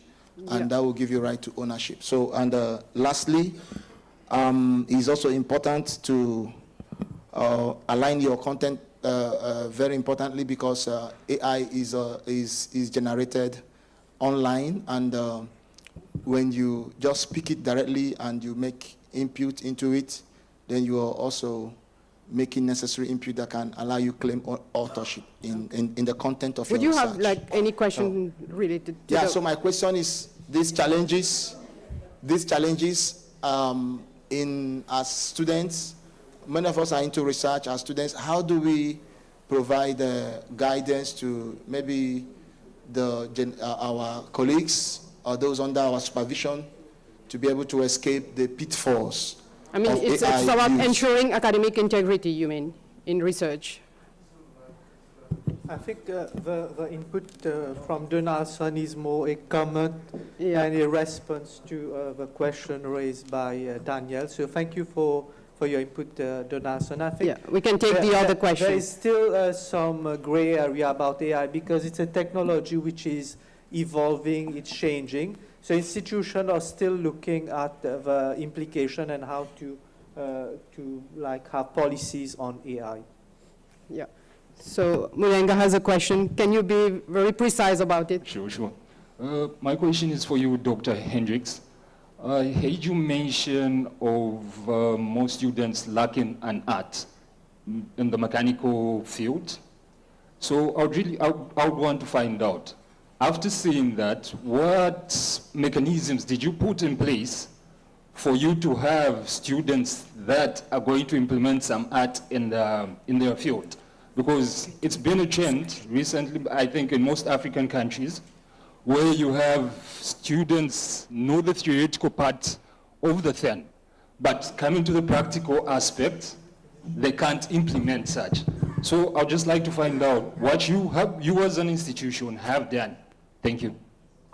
Okay, I'm going to be brief. I think what I mentioned by the arts is that we looked at Lego robotics. So that's where you have to build a robot, you have to build a spaceship, you have to build a car. And by using the Legos, you build some sort of prototype. And then you add the robotics to it, you program it.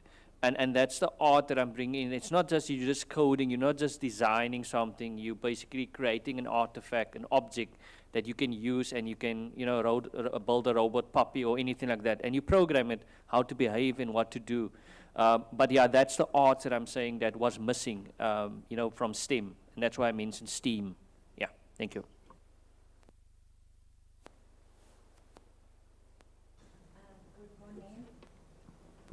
Good morning, everyone. Mine is not a question, it's a comment. Okay. Thank you so much for the opportunity. And Ruth Nawakwi from Zambia, ASAF committee member on mobility, inclusion, and diversity. So this topic really speaks to my passion and the works that I do. So my comment is coming from the training that we recently had in Kenya under the able leadership of Elizabeth, our vice president.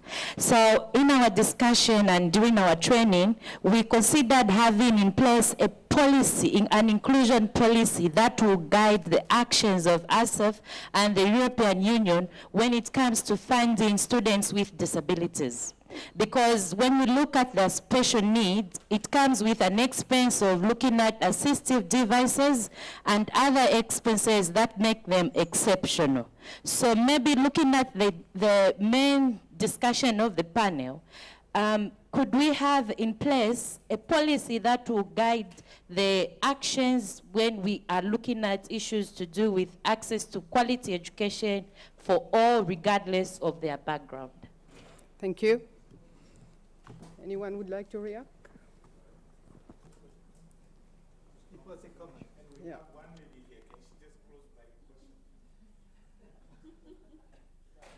Well, we are... It's more a comment which we do appreciate. Thank you for that.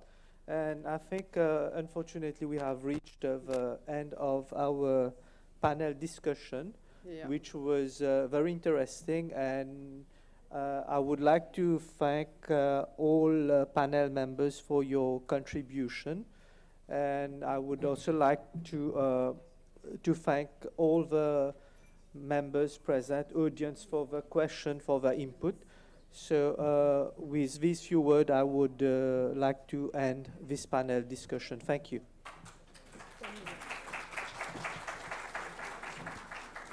Thank you, everyone. So we'll have a coffee break, and we are expected to be back here in the room in 10 minutes. So it's going to be, what time? 10:20. No, 11. 11:20, sorry. Please be on time.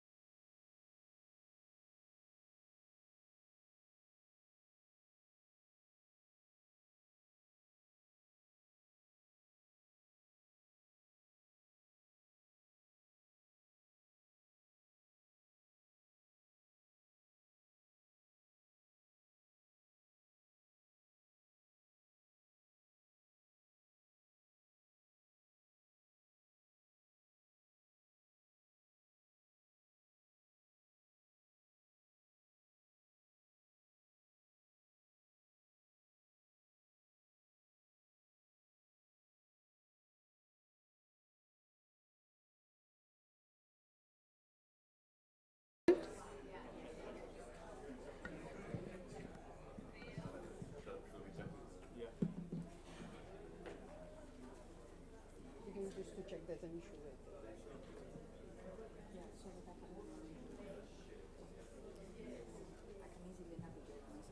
Yeah, it's not working, I think. Okay, so moving on, we're going to have a presentation by Ms. Andy Kontoudakis, representative of the European Union, about the Global Gateway European Union Education Flagships and Alumni Network roles. Over to you, Andy.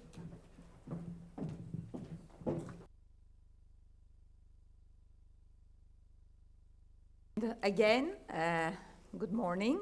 It was a very vibrant first session that we had this morning.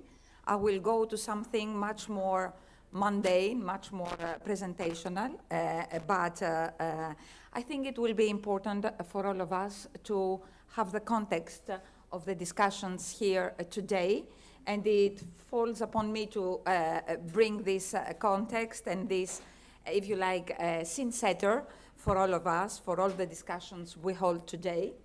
As you know, I'm here on behalf of the European institutions. I represent all our colleagues in all the Directorates General of the European Commission, the executive agency where most of the funding comes out of, and the subject of the matter is how what we do falls within the context of the policy imperatives and the orientations we have set for our work in the European Commission for the next period of time. This is a very, first scene setter for you. Let me start with that. You know these things. I think you have already heard Nelly Roshan a little bit ago. He was very eloquent about that.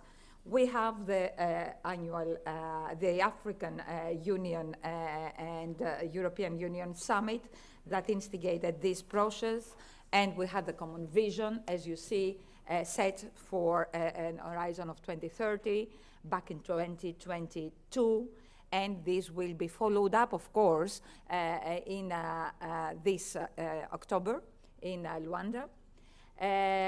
We have seen there policy declarations and an urge to keep exchanges of young citizens, volunteers, and students through an expanded Erasmus Plus come into the fore. That was the pledge. So the alumni, ASAF, alumni and ASAF cooperation and activities comes within this context, of course.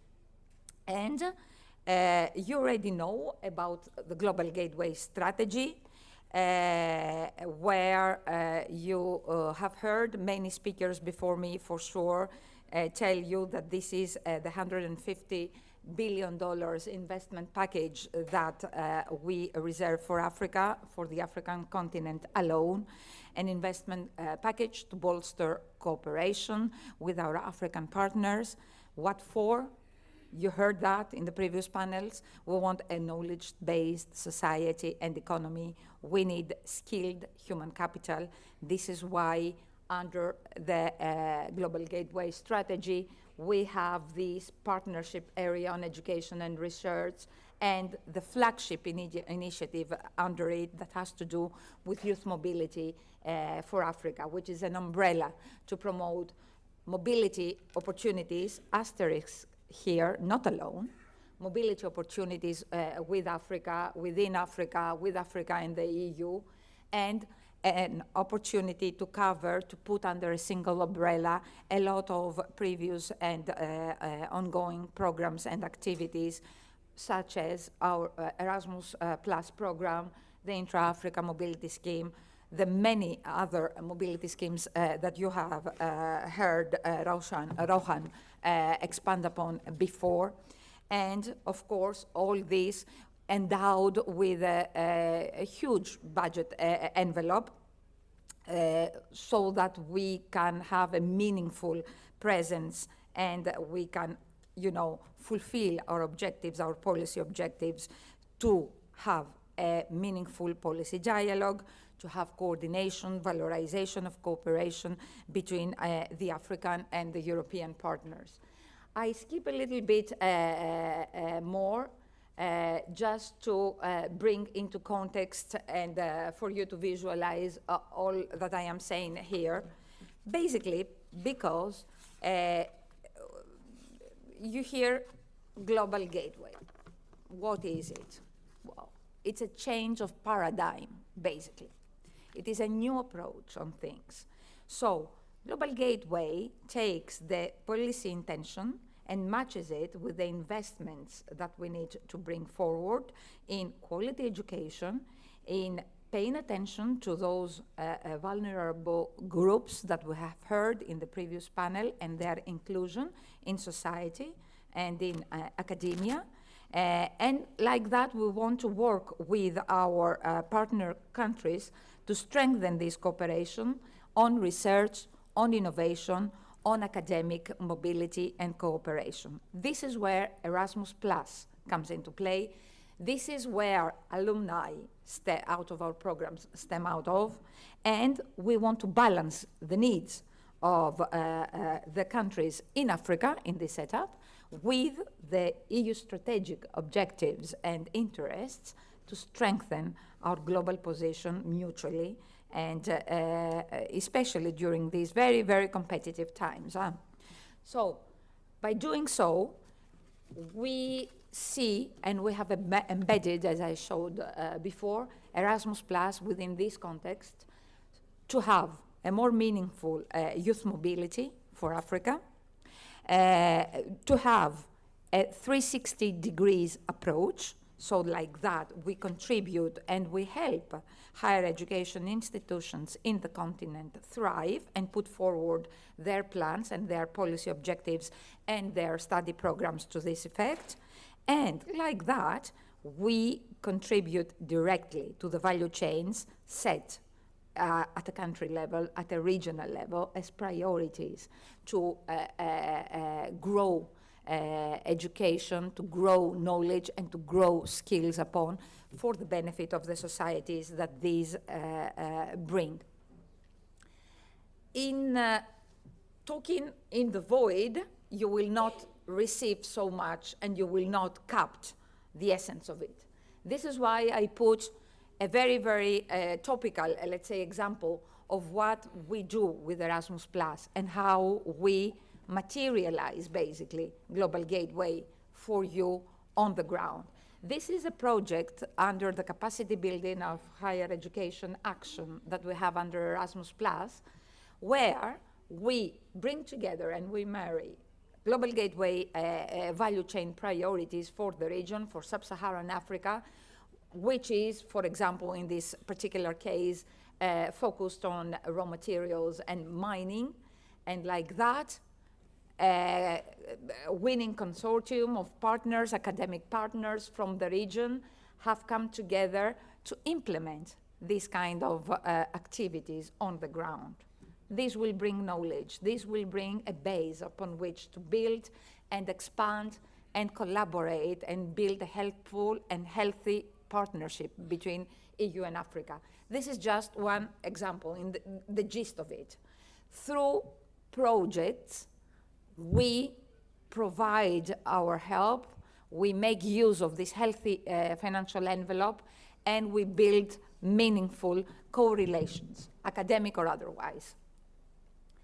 I go back to take it up where I left it, and with a very cautious, let's say, eye on the time. Erasmus Plus, we said that the Global Gateway has many initiatives under its umbrella. Erasmus Plus is one key among them, the main, if you like, among them.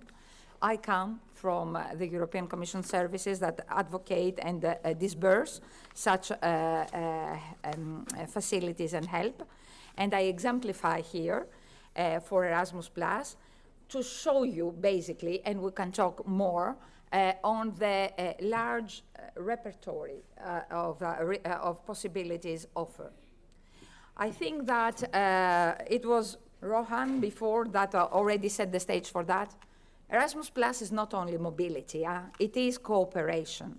So we have a large spectrum of EU support for Africa, which has to do with international credit mobility and the Mundus and the Jean Monnet activities, but has also to do with capacity building activities at the academic level, capacity buildings in higher education, but also at the vocational training level as well, where we have capacity buildings and vet mobility activities for skills development, and also, of course, a component on bringing and bridging youth activities with higher education through various schemes, building capacity overall for the people involved or that. Youth, of course, could be projects that have to do with non-formal learning possibilities, but we could possibly see, and we see a lot of collaborations with higher education institutions that formalizes aspects of this work. Like that, we have students, we have staff, we have teachers, we have trainees, we have all these networks and peer learning activities that grow stronger across higher education institutions and across organizations, and a healthy extent that Erasmus Plus program can build opportunities for people from all over the world, and Africa mostly in this case. And I say Africa mostly, and I just want to give you here a static glimpse of the scale. This is how much we spend. This is the healthy budget that you have heard me talking about, and this is the Africa component of this. We are, of course, giving a particular priority to Africa, North and South. This is a hefty amount of 900 million plus that we disburse, and we are very pleased and eager to see opportunities stemming out of that along the way, of course. And I will not expand a lot. These are information that will come to you via ASAF, the organizers. They will give you these presentations and the links so that you can search and dig into information on your own. I just give you the overview here of what is mobility, the mobility part of things. And of course, you know them better than me, because most of you, all of you here today, you're the product of these mobility schemes and scholarships and a testament to their success. So we have various things going on the ground, all in the Erasmus Plus program guide. But then there is also the cooperation side of this. And this is the capacity building that you have heard me say before. You have the capacity building in higher education, in skills development, in youth, and of course, I invite you to go deeper into that and find out and be part of these journeys, because I wanted to pass the question to you. Are any of you right now involved in an Erasmus Plus project right now? By raise of hands. Are you part of a project that is running on the ground? So, ASAF scholars and members, they are the intuitive, let's say, ambassadors of the brand, and they are the first ones to be, they should be the first ones to be the ones that promote and propagate this message of collaborative, innovative research, educational activity, and so on and so forth. But it's not only your participation in projects that I would like to invite. I would also like to make you aware, and you will get the presentation, and you can tap into the link and find out more. And I would very much invite you to be an expert for the assessment of the projects, of the proposals that we receive year after year, in all the activities that we run, in all the actions that we run under Erasmus. We're in need of knowledgeable experts with regional capacities and academic information to help us assess, evaluate proposals that come from this region, from Asia, relevant Asian knowledge and expertise. So we have the ECS platform. You can log in into our website, and you can be taking part, filling in the questionnaire by putting, of course, Erasmus Plus as a keyword for you, as a scope of activities, evaluation activities for you. Like that, we can go into the databases and fish you out of this and feel that we have a safe pair of hands in terms of expertise to evaluate the proposals that come up to us year after year by project proposal promoters.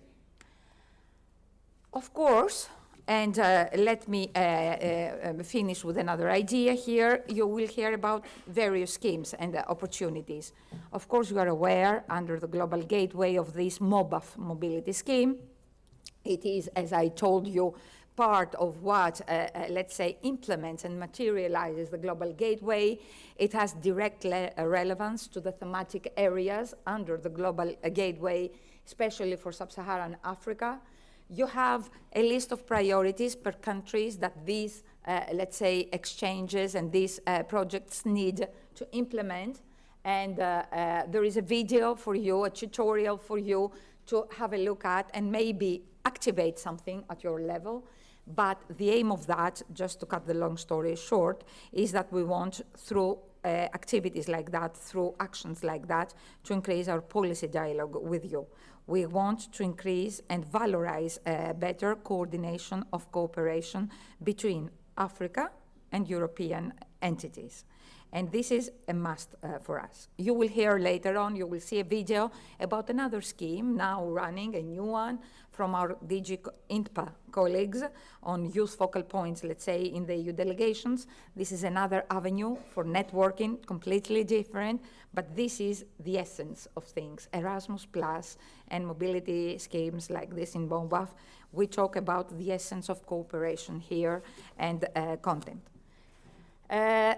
I told you about the upcoming Luanda EU-AU summit this fall, and there we will be demonstrating this impact of educational cooperation. And of course, in all of this is where you come into the fore, and now you come into play. As ASAF, you have been ubiquitous.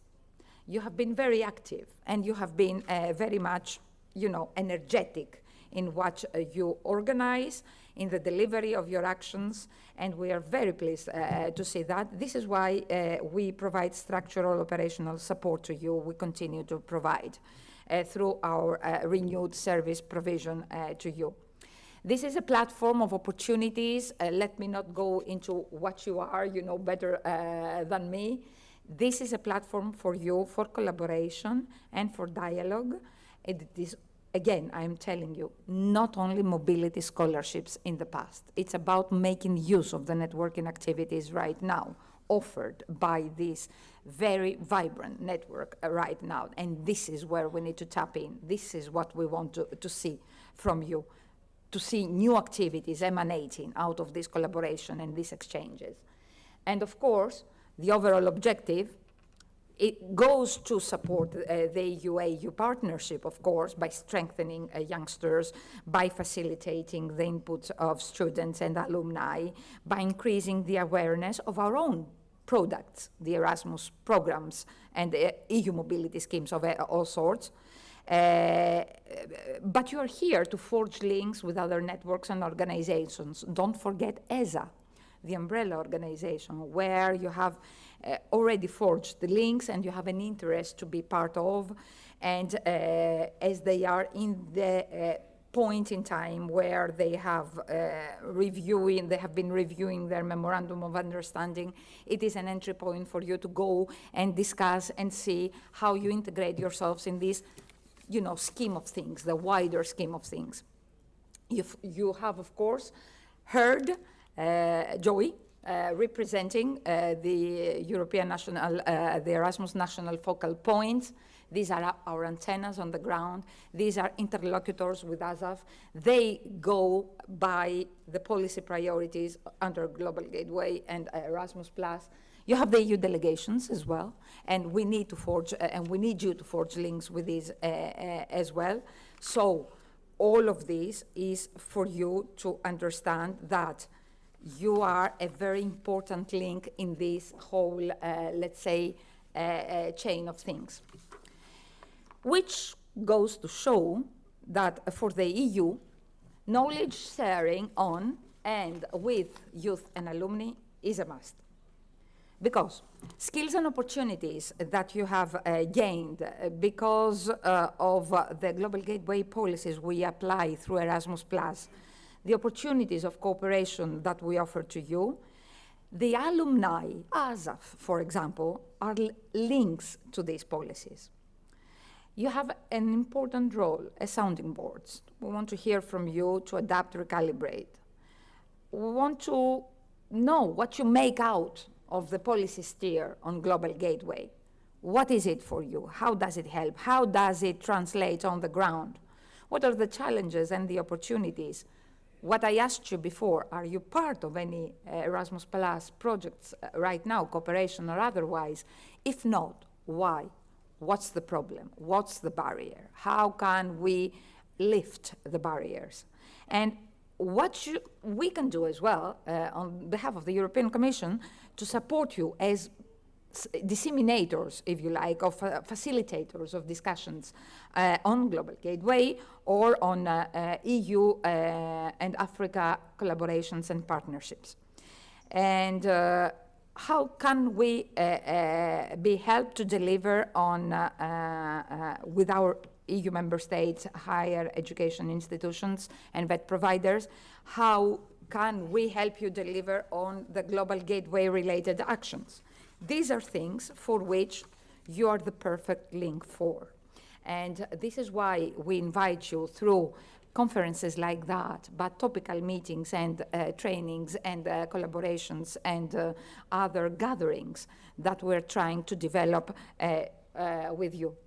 And to recapitulate a little bit, just schematically here, as alumni, as ASAF, you can make a difference. You will hear more about that from me again tomorrow. I'm sorry for that. I'm here tomorrow.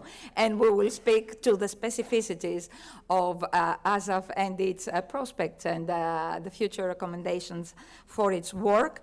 But in a nutshell, and very schematically here, how we can rely on you to unlock your potential, to amplify your potential on the ground, to create opportunities for young people on the ground, to make sensible and fruitful partnerships with you because of what you represent, because of you're the mere and sheer contributors of sustainable development practices and global policy making.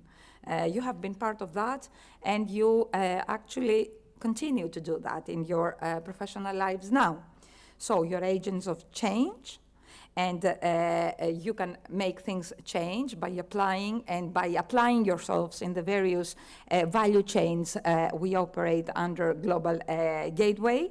You have a forward-looking approach.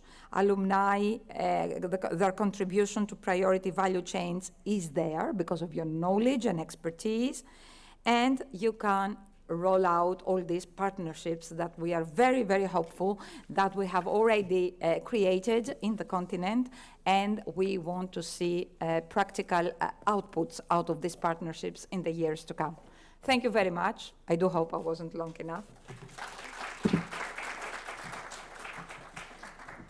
And I'm here to take questions, if there are any. We're going to have the questions.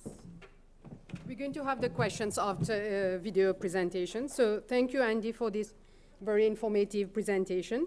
Please rest assured that all members of ASAF are very much involved in disseminating the Erasmus Plus program and all the initiatives of the EU.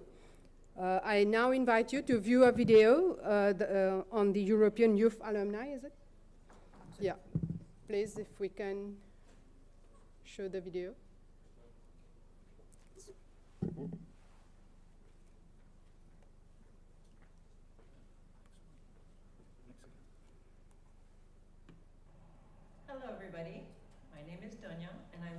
happy to be here with you today to present the EU Youth Alumni Project at the ASAF Annual General Forum.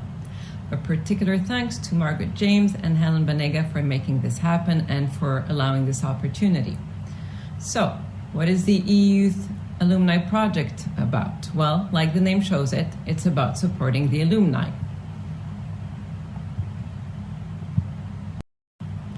So who's it for? Young people between 18 and 30 years old at time of involvement, and we work almost at a global level. We cover close to 150 countries in Latin America, Africa, and Asia. We started this project in January. There was the inception phase, and now we are just starting the implementation phase all the way until July 2027. So that's another couple of years for the activities to be rolled out. Our objectives. Essentially, it's about reaching out to where you are with tailored tools so that you get the information that is relevant and of interest to you from the European Union. We also aim to collaborate closely and support you to sustain really a connected, dynamic, and active alumni community. The last objective is a much smaller component of our project, and it targets EU youth citizens, so you could be interested as well. It's about supporting young people, the youth delegates, EU youth delegates, who are elected to represent the European Union at the United Nations General Assembly and in other international fora. What are the opportunities? When we look at it and what we try to offer, it's about staying connected and being in touch with other alumni, with other peers. It's about being informed about what the EU offers at all levels, essentially to its youth. It's about supporting the organization of activities and events. I need to say here that it is, of course, obviously between budget limited resources, but more importantly to us, it's about stepping out of the network silos sometimes, the networks that you belong to, and reaching out to other alumni and to having a more comprehensive and inclusive community. And of course, it's about participating and benefiting from our project activities, which will include webinars, capacity building sessions, networking events, and the like. How is this really going to impact you, or how you can contribute? So your role is anything you would like. So you can be a guest speaker, you can be a facilitator, or you can be an active listener, or if you have other suggestions, we're more than happy to hear from you. I'll give you the contact a bit later. And as mentioned earlier, how are we staying in touch? So we are developing tailored tools, and essentially it starts with a magazine. The idea really is about, we are on the starting blocks of the implementation, so we will send out the magazine to all those who express interest, so reach out to the email that I will share later on, and tell us that you would like to be informed of what is going on in this project. We will also be posting on social media, and we will be in touch through the delegations. Now, for instance, in Africa, the delegations that we are currently in contact with are Benin, Namibia, Mozambique, Ethiopia, and Mauritius as well.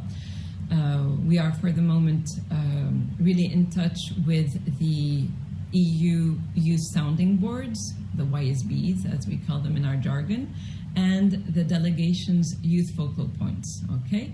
So we look forward to include more of the Erasmus Plus community and alumni within these future groups that we are constituting at a local level with the alumni and jointly with the delegations. As I mentioned, if you have questions, if you have ideas, or if you have suggestions, this is our email, engage@youthalumni.eu, engage, E-N-G-A-G-E, at youthalumni.eu. Do send us a line. We'll be more than happy to reach out and stay in touch. We look forward to hearing from you. And with that, I wish you a very successful forum. Bye.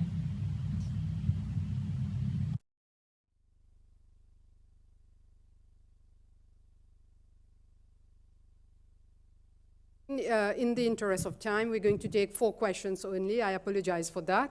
So for gender balance purposes, we're going to take 2 questions from 2 ladies and 2 questions from 2 gentlemen. So I see 1 hand raised here. Charity, yeah.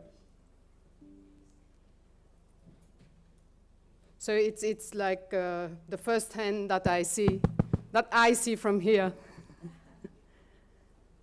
My name is Charity, and I want to appreciate the EU and AU for all they are doing to ensure sustainable development in Africa.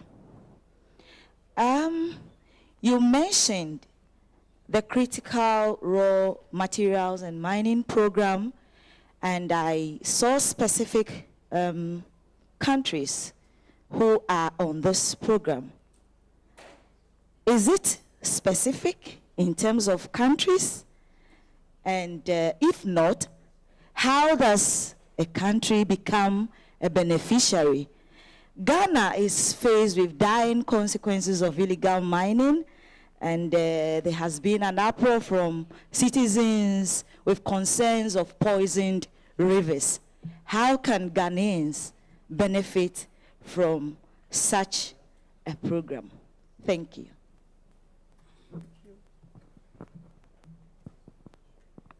Thank you very much for the question. I do hope you can hear me. Well, let me specify first of all, because it is a very easy answer to your question. As I said, there is the capacity building in higher education action under the Erasmus program. With this action, we call consortia of beneficiaries from countries, partnering up African countries with European countries and bringing forward their proposal, pitching their proposal for a certain area, a certain thematic, a certain problem that they want to tackle at an academic and institutional level.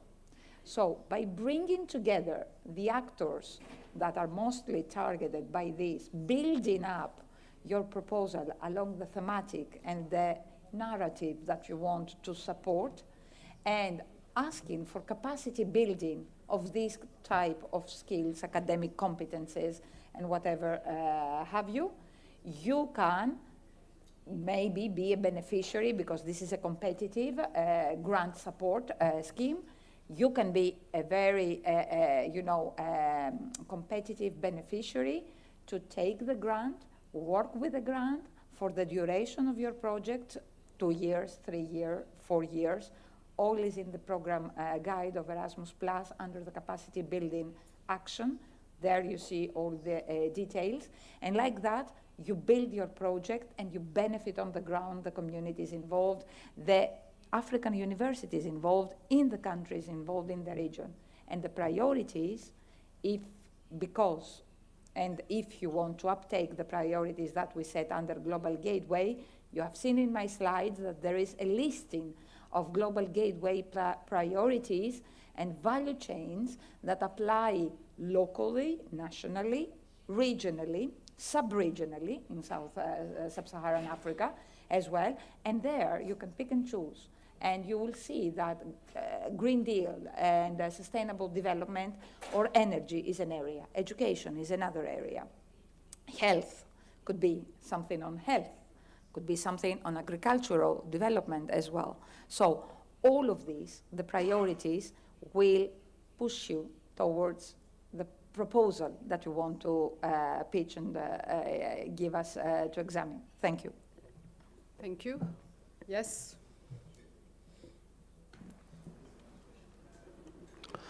Bonjour.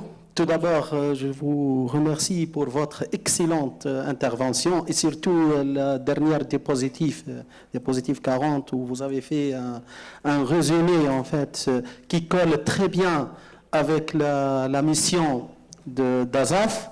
Juste, je reviens, ou peut-être je vais enchaîner avec la même question tout à l'heure. Voilà,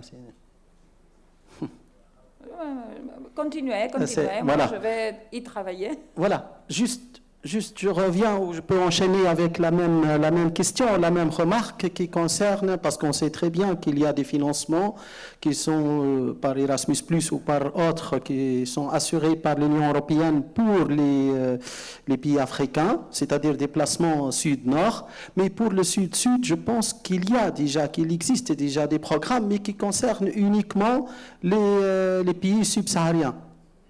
Mais est-ce que durant la réunion qui aura lieu en octobre 2025 avec l'Union africaine, est-ce que l'Afrique du Nord, par exemple, elle sera déjà impliquée dans ce genre de mobilité Afrique-Afrique?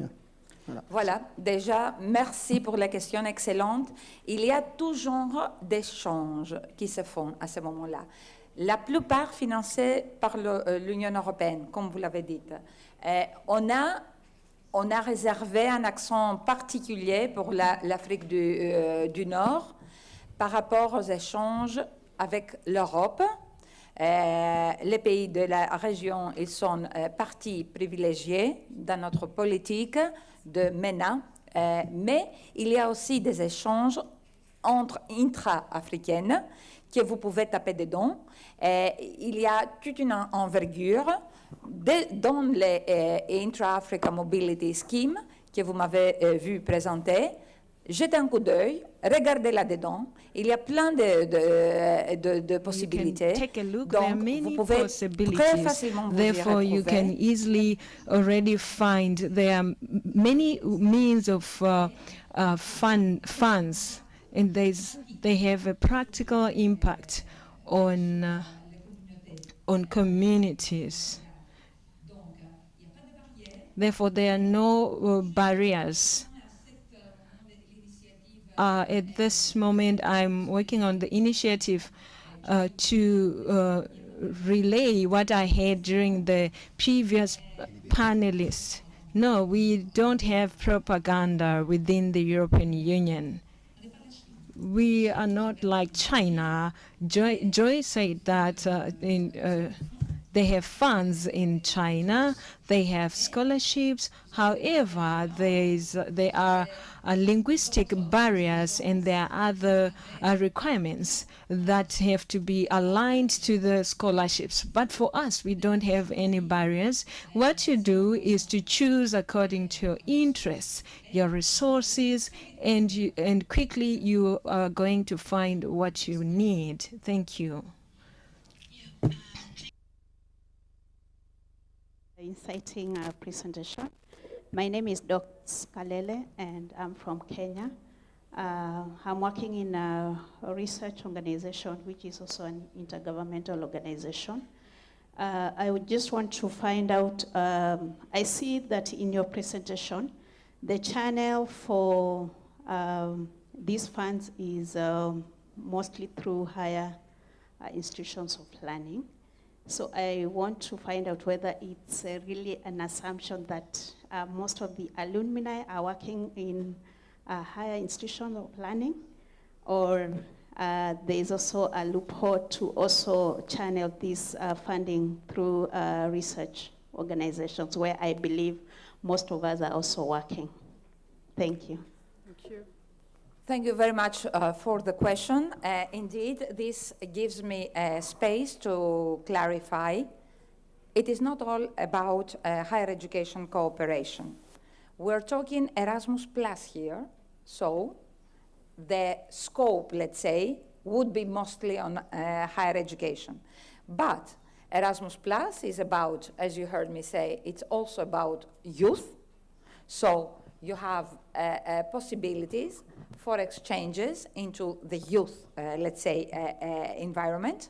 And you also have, and it comes under the Youth Mobility Africa flagship, under Global Gateway, you have Horizon Plus, the research program that we run at EU level. Of course, there the conditions are different. There is a little bit more of a regulated, let's say, access with partner countries and beyond the Europeans and the countries that adhere to the program. But indeed, there could be opportunities that could be found there. And in any case, research, because of its context within the higher academic area, research is conducted by higher education institutions, by universities, and these can be proven very good vehicles for research development activities for you as well. So I would invite you to have a closer look into all the possibilities for capacity building, because these relate either to youth or higher education. These also can relate and open doors towards research. And of course, through your networking connections with European universities that you are doing research with, see with them, explore with them opportunities for collateral and ancillary affiliation to the Horizon Europe activities that you have there. Scholarships, Marie Curie scholarships, or whatever have you. There is a big spectrum. I haven't come with information on that because it's a vast environment. But there is no, let's say, silo as well to apply here either. Thank you. Thank you. Yeah, so one last question from the gentleman here.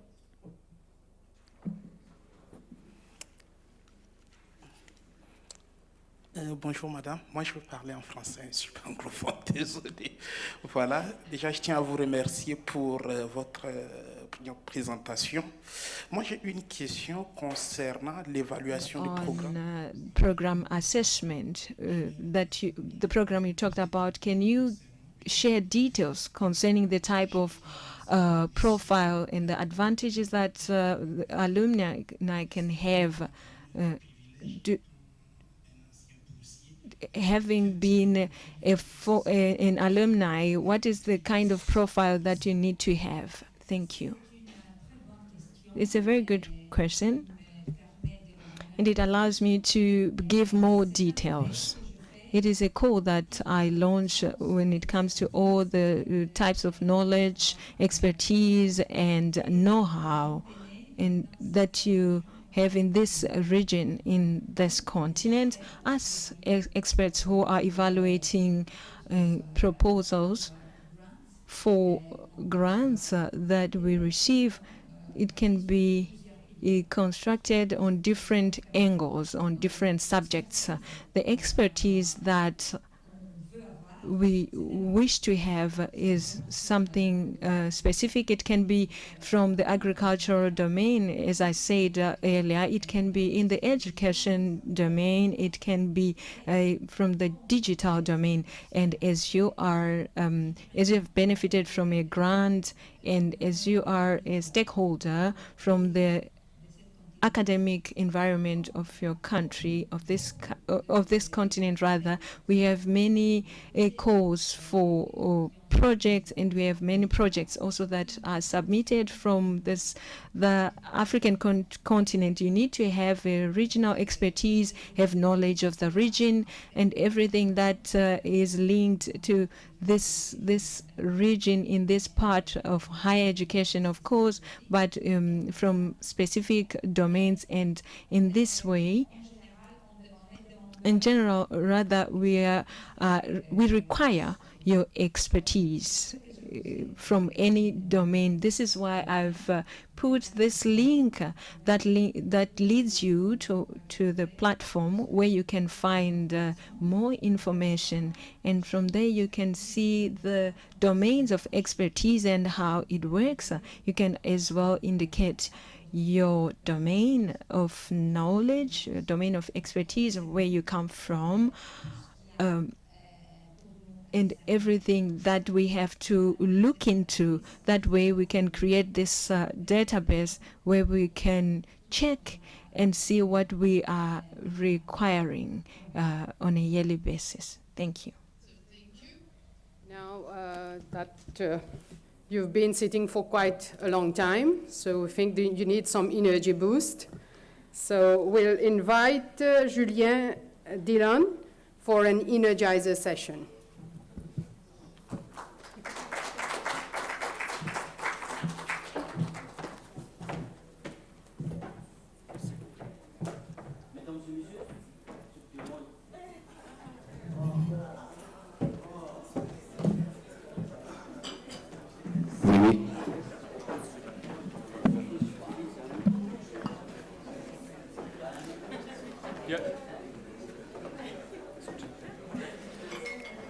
Bonjour tout le monde.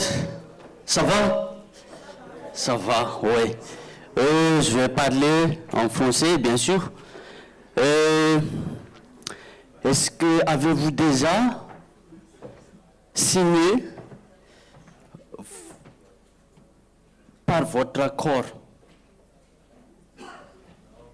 Non. Ok, maintenant, on fait... Now, vous faites en face. you are Les going deux, tous les deux, to, oui. to come here, you two, both here. Ouais, comme vous voulez. You do as you wish. On fait en face, oui, oui, oui. Face à face. Can we face each other face to face? Face to face, ok. Can you face your neighbor? Quand je dis, When I say, quand je dis les yeux, when I say eyes, vous signez, you vous faites votre signature. you sign using your eyes. You are going to sign your signature using your eyes. So when I say hands, you are going to sign using your hands, right? Ça va? Is that okay? Right. Ok, on commence. We are going to start now. Eyes. Les yeux. Eyes. Vous faites votre signature. You are going to sign using your eyes. Can you sign using your eyes? Go ahead. Eyes, eyes. So use your eyes to sign. Sign your signature.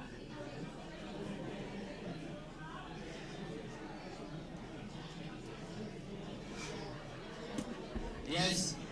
Très bien. Yes. Okay, done. Yes. Now Okay. we are done. La tête.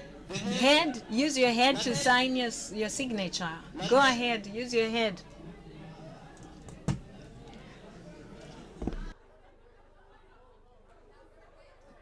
Yes, the head. Yes, yes. Maintenant, l'épaule, the shoulder, l'épaule. Shoulders. Shoulders. Use your shoulder now to sign. You sign, yes. L'épaule. Time. Use your shoulders. Yes. Shoulders. Maintenant, hanche. Now use your hips. Yes. The waist.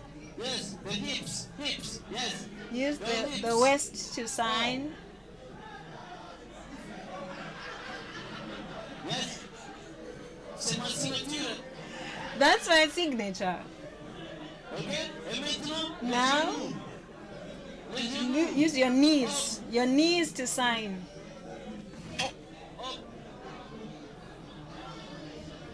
Yes. Ok. Merci. Yes, thank you. Merci. Thank you. Non, non, non. C'est pas encore fini. Wait, we are not yet done. We are not done. Wait, wait. Now, Vous me regardez. look Ok, at merci. me. Et maintenant, Now, on va faire. Est-ce que on va faire le calcul? we are going to calculate 1 Fois. 1 multiplied by 1 equals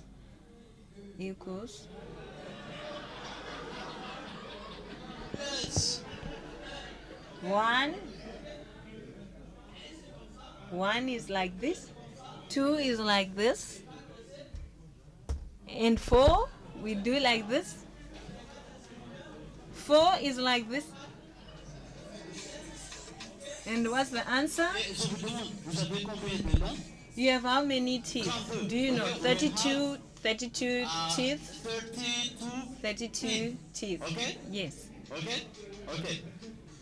Nous avons besoin de ce chiffre. So we need this number at the end. Now I'm going to give you, there's what we call in Madagascar minute. When it rains, when it starts raining slowly and slowly, and we do this like this. So when I say it's raining,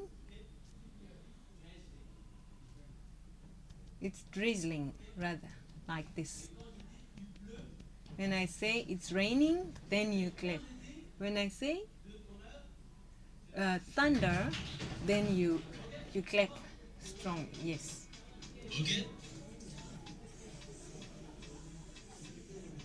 Drizzling. It's drizzling. Il commence à pleuvoir petit à petit. It's drizzling.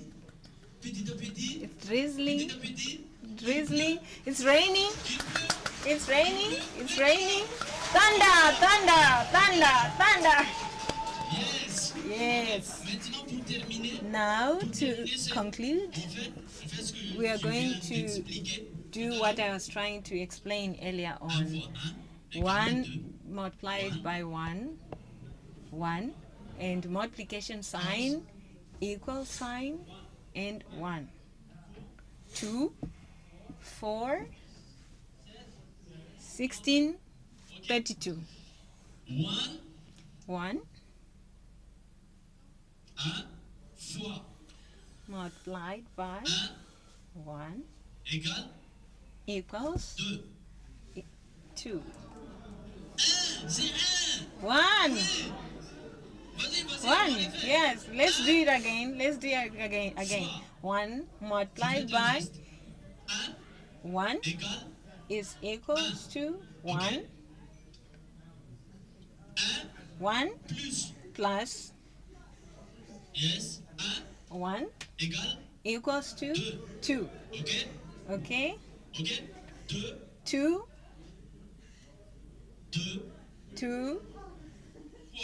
multiplied by 2 equals to 4. Yes. Yes. 4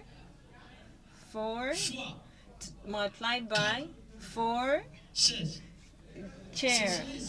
16. It's 16. You can sit down. It's 16. That's it. In French, 16 is chairs. So it's chair, you sit. To conclude, chair 16 plus 16 plus 16 is equals to 32 with a smile now. You smile to write the 32. Normally in French you have 1. If you understand French, you smile with us. You smile with us. Unfortunately, if it's in English, it does not really match the gesture to the meaning. Thank you.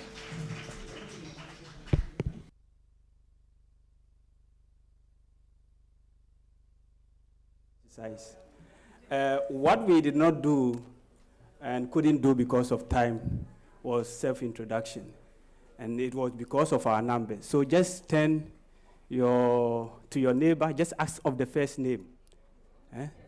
Ask the first name, get to know the one seated by you. So just turn aside, ask of the first name. I'll pick you randomly and ask of the name if you don't. So try and get the name of the neighbor.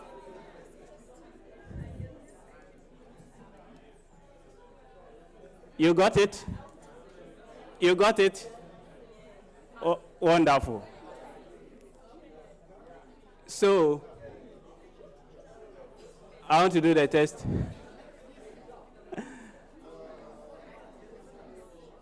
No, I just asked you to ask the name, not converse. All right, thank you very much. So, shall we clap for our first moderator, Rita Pochinenko, for the wonderful exercise you've done so well. So I'll just continue from here. What we have to do is to get some success stories from our brothers and sisters. I think all of us have enjoyed the mobility, and we all have a lot of stories to share. But of course, we can all share at the same time. I know we will do it while we are having the networking section during lunch. But to help us, we have representatives from the various programs, mobility programs, who will share with us. And so humbly, when I invite you, I call your name, please. You'll be on the platform for us, okay? So I'll start with our sister, Miss Ruth Nawakwi. Intra-Africa Mobility from Zambia. Shall we clap? Then Dr. Dorcas Kelele, Walima Nyerere Scholarship Kenya. Also called Ilem Bandamani, Erasmus Plus ICM. I hope I got the name right.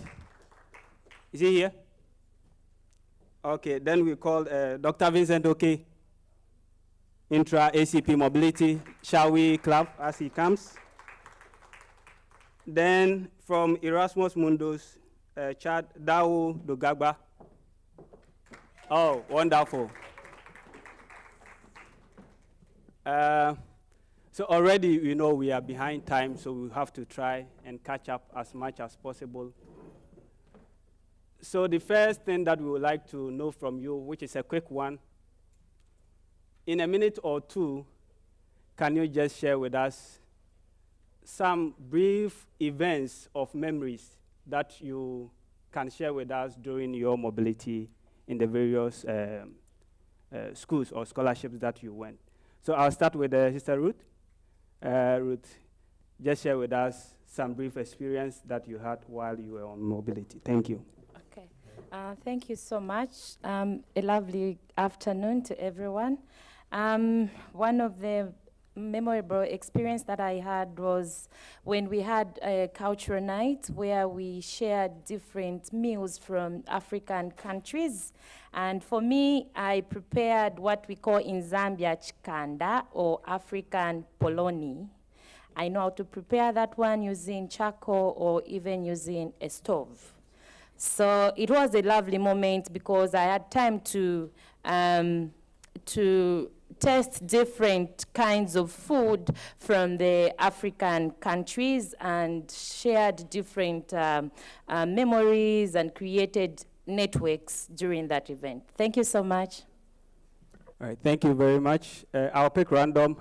Not you, next. Dr. Okay, yes, share yours. Yeah, thank you very much, moderator, for that question.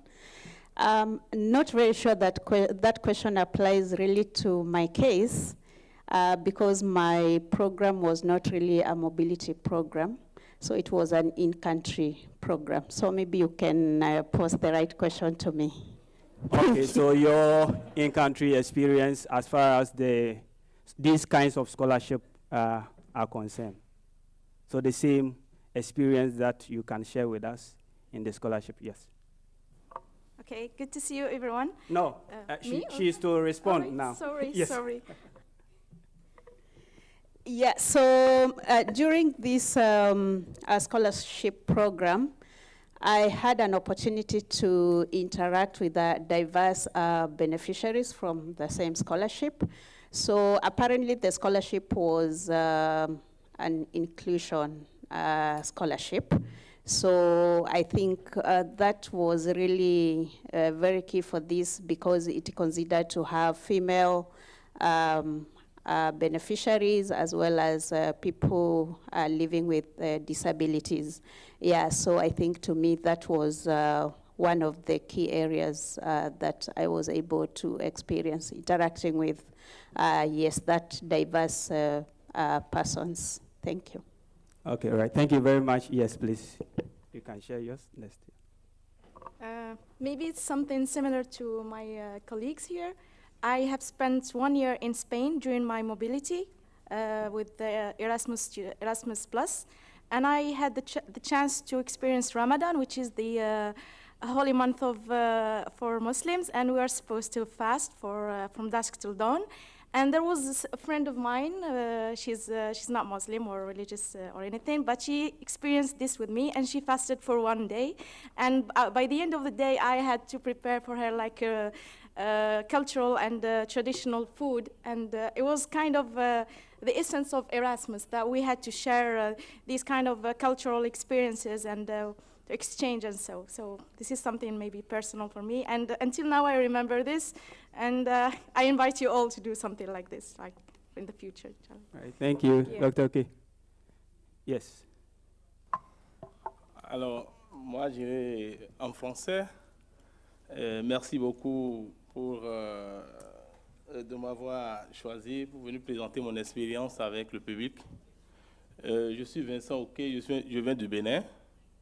Je suis enseignant-chercheur. J'ai bénéficié d'une bourse de mobilité de 18 mois au Burkina Faso, où j'ai conduit mes travaux de recherche. Aujourd'hui, l'expérience que je garde, c'est que j'ai eu beaucoup de publications avec l'Université Polytechnique de Bobo Dioulasso, où j'ai séjourné pendant 18 mois.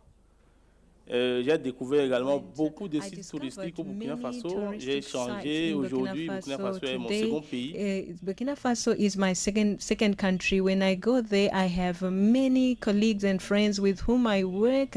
I go to their countries. They come to I go to their country. They also visit me. They prepare a simple salad, and I really enjoy. And I learned to eat many fruits from there. I hope that Erasmus Plus will continue to support us so that we can continue to have collaboration. Thank you.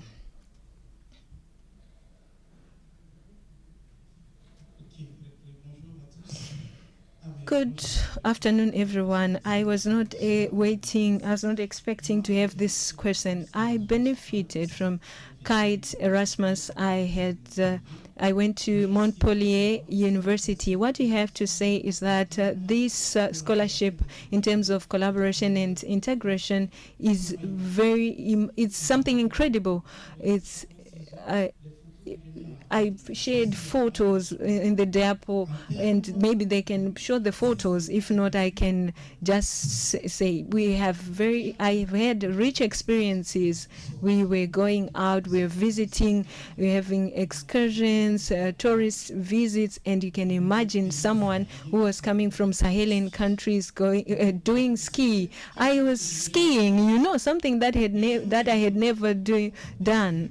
We also had another excursion on the Devil's Bridge, and you can see that the devil is constructing bridges in Europe. I think we need I was saying we need something like this in Europe. They were saying the devil can construct bridges, and these are the videos that I took, and there you can see I was skiing, and there we were with friends. We were going out. There you can see a photo that we took in Spain. I don't know how they organized this so we can go out. We're doing this every month, and this was really interesting. The second photo, you can see that I had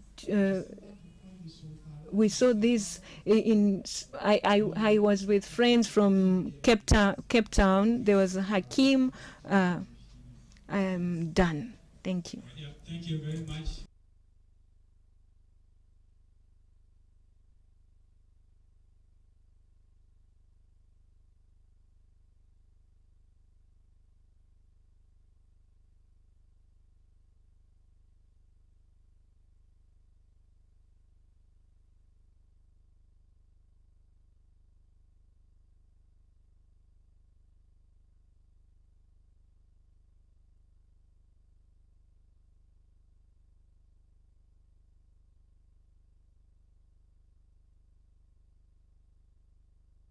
Was the language, how to communicate with others.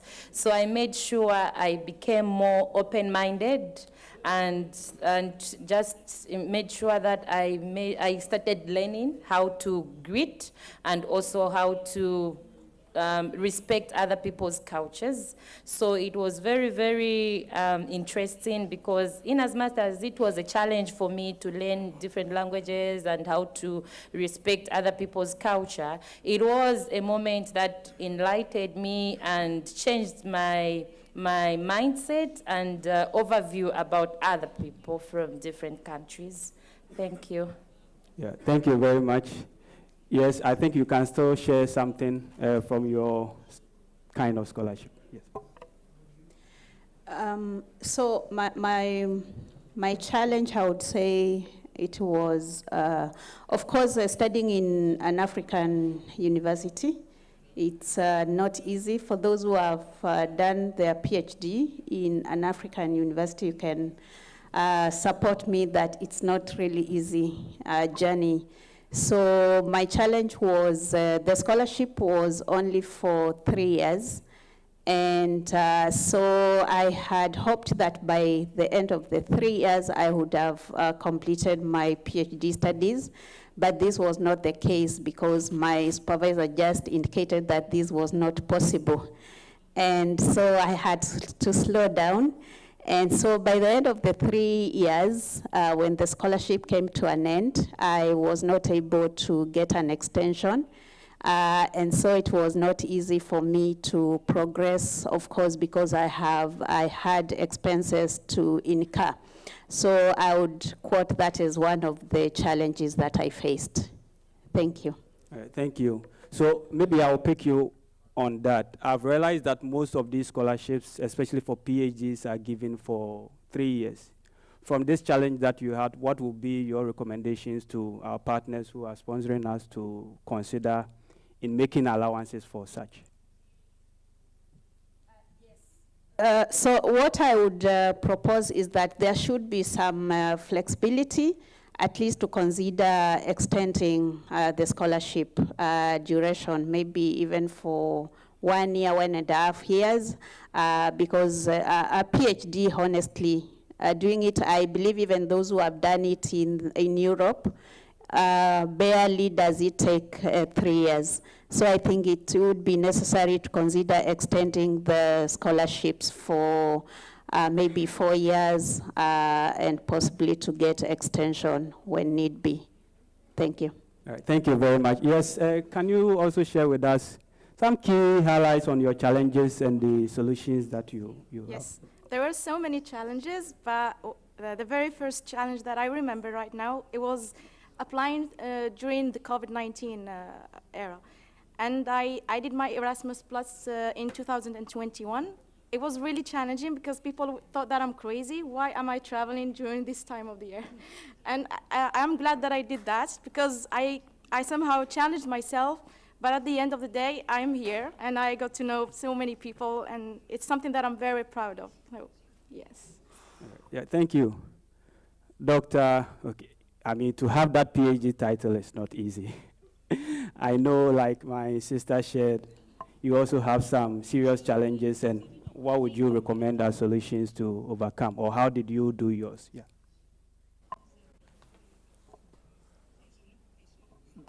D'accord, merci beaucoup. Vraiment, je présente mes Thank you excuses. very much.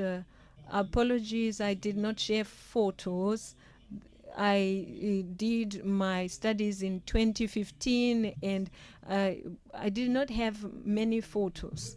The main challenge that I faced is that my supervisor didn't want me to travel after defending my thesis.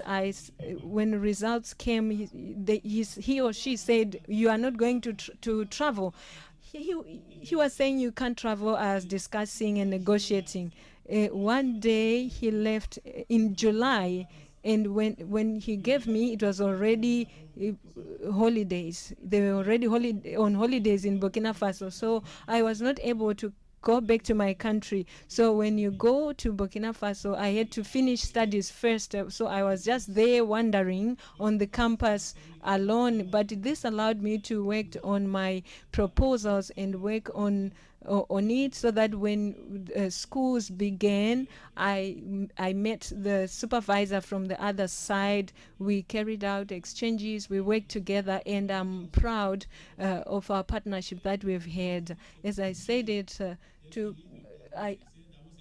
I finished the first phase.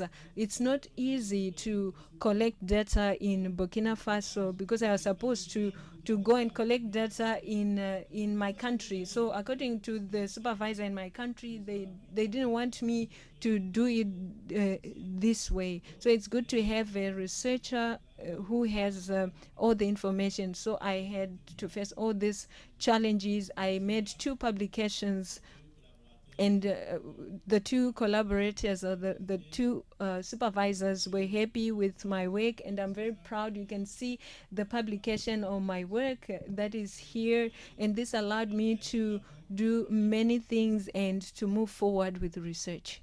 Thank you. Thank you very much. That is insightful. On that, I think their experiences are quite unique, but also comes with some learnings, outcomes that we can all apply. Yes, to our brother, Edao, how did you also overcome some of the challenges that yeah. Déjà, en termes de défis, moi, already in terms of challenges, I'm going to talk about two cultural challenges and also academic challenges. Cultural challenges, I would say that with the classmates, we had scholarships and it allowed us, it was 1,000 euros per month. It wasn't little, it was quite something. So during the break, we had to go out with the friends because French citizens love their coffee, but don't have enough for somebody who have 400 euros and you have 1,000 euros. It's not necessarily the same thing. And when you buy one coffee to somebody, he would love that he may give it back to you. Whereas back home, when you buy something for someone, you think nothing. You've just bought for everyone. So when I buy at some point in the beginning, we would go together. I pay. I said, no, I don't have money. I said, but come, I will buy it. No, I'm not taking care of you. No, back home, when I buy for everyone. So it took time for him to really adopt that mentality. Yes, it had such an impact on them, but it was not easy.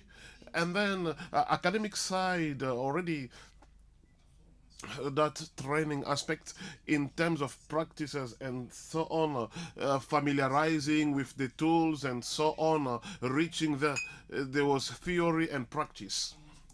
In theory, I was very good, but in practice, I was not up there. And I had to work, a lot of work, but thank God I was one of the best in my class. You can go check in your database. Thank you so much. Cela m'a ouvert la porte à une this allowed a door for me for a thesis that I did, and now I'm a doctor. Thank you very much. Thank you very much. I think these are insightful. To help us wrap up, I want you to give the opportunity to share with us, since you return, because the idea is that when we return, we have to also make impact in our society. Can you share with us any event or activity that you are currently doing or have done which impacts or give back to the communities in which you left? Thank you. So this one, let me start from the middle. Yes. Yes, please. Okay, currently I'm trying to apply a project basically with oceans because I'm more active with oceans, but I'm trying now to be more active with ASAF, given the term that I'm also African. I'm currently working a project on female leadership and also to promote for education for all type of people from different backgrounds in the society, and also like focusing on female. And I'll be like an example, someone coming from a place like I live in the west of Algeria, and my city is quite far from the capital, and these scholarships are not really common there, even though my university ranked the first like in sending students in through Erasmus Plus program, but still there are so many people who do not know about these opportunities. And it is really a chance to have these kind of trainings and projects to promote for Erasmus. And also other scholarships, especially for female. So yeah, female leadership is something very essential for me. And I think it will be like, it has a long-term impact for future generations. Yeah, that is wonderful, thank you. Yes, Doctor, okay, what have you been doing since you returned? D'accord, merci. À l'entame de mon intervention, je l'avais dit, je suis enseignant, chercheur, donc je continue pas conduire mes recherches dans la plus grande université. I'm a lecturer in one of the biggest universities in Benin, Kamalabi University. I mentor students as I teach them, and I also have a course on research methodology. I try to share opportunities, existing grants, and I was also a beneficiary of many other scholarships, especially International Foundation of Science, International Foundation for Science. I was a beneficiary. I share how you can draft proposals with the students, especially when it comes to mobility and so on. And I'm still very active with the ASAF activities with co-ambassadors. We have awareness sessions on Erasmus, and together with the EU. Thank you very much. Yes, now. Voilà, tout comme Yes, just like my brother has spoken, I'm also a lecturer in researchers in the High School of Public Works.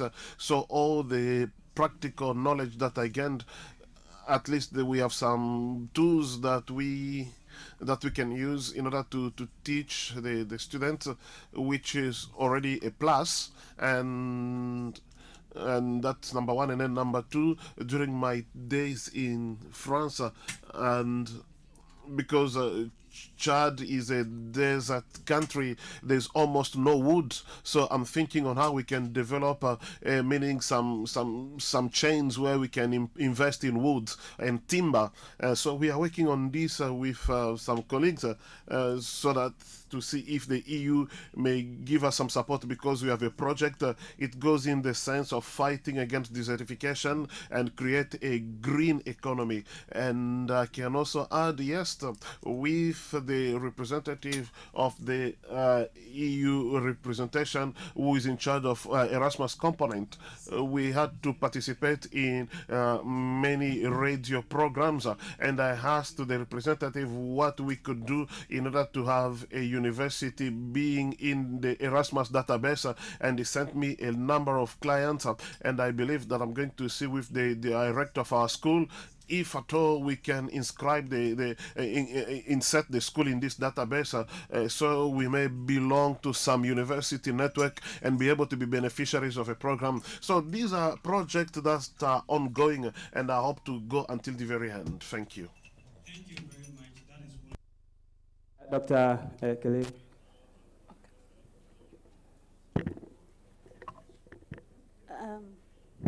Yeah, thank you. I have a whole basket of impacts as far as my career as a beneficiary of the Mwalimu Nyerere scholarship scheme. So just after my graduation, I got a job as a researcher in the African Center for Technology Studies. So this is a research think tank and also intergovernmental organization. So we support in terms of building the capacity of African governments to harness science, technology, and innovation for sustainable development. So I have worked there for 3 years now, and I've been able to grow in my career. So currently I'm the head of the Agriculture, Food and Nutrition Security Program, and we are doing a lot in terms of building and enhancing the capacity of smallholder farmers to support in enhancing their agri-food systems in terms of enhancing resilience and also ensuring that they utilize technologies that can enhance their food production. So besides that, I'm also keen in supporting youth. So youth, I've been able to integrate JC in my undertakings, gender equality and social inclusion. So I have a very in passion about youth, and we are currently doing some programs to build the capacity of youth to harness technology in climate change action. And as part of giving back to the African Union Commission, I was appointed in the African Science and Technology Advisory Group on Disaster Risk Reduction. So in that group, we are advising the Commission and also African governments on matters of disasters and how we can be able to manage and reduce disasters. So I can say that indeed this scholarship came in handy to build my career, and I can say that I'm really thriving and achieving my career goals and ambitions. Thank you. Thank you so much. These are a lot of impact work going on. Yes, last but not least, Ruth. Okay. Thank you so much. After my studies, I founded an organization known as Inclusive Education for Sustainable Development. It's a non-profit organization in Zambia promoting the welfare of young people with disabilities and also the vulnerable children. I have also been working hand in hand with the European Union delegation in Zambia to share information on the European fully funded scholarships in the universities and colleges of Zambia. We move from one province to another. Zambia has about 10 provinces. Then other than that, we also support the learners with disabilities in schools with learning materials and also promoting the change of infrastructure to support their different disabilities in schools. Then other than that, our organization also focuses on SDG 13, which is climate action, to promote sustainability of different programs among its young people, of which we've managed to partner with one organization from the Netherlands, and that is Global Center on Adaptation, which has the headquarters in Africa, in Kenya, and they will be in Zambia next month from the 18th and 9th of August.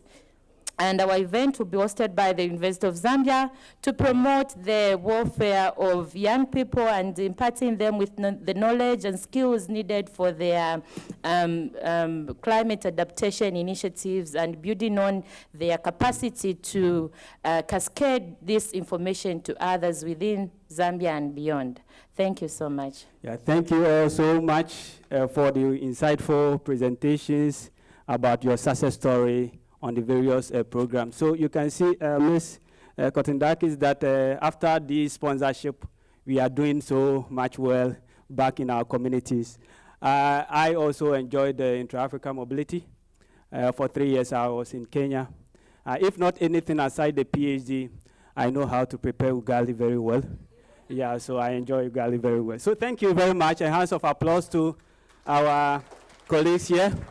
Yes, and so I made sure I've covered a lot of the questions and issues that you have. But if there is one burning thing that I did not tackle, I'll just give room for 3 questions. It is straight to the point, just for clarification from our colleagues. Yes? I have one there. Yes, one here. The last one. Okay, that's good. Yes, so please.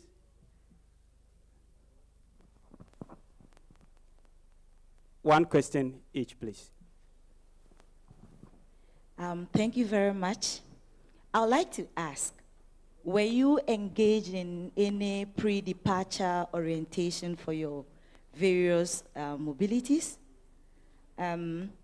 If yes, how did that prepare you to cope with your experiences in the various regions of your mobilities? Do you think it is worth it? And how can it be improved? Okay, all right. Thank you very much. Have you noted it down so that maybe we take the second question, then you add on? Because this one is to any of you can respond. Okay, yes, so please. Okay, thank you.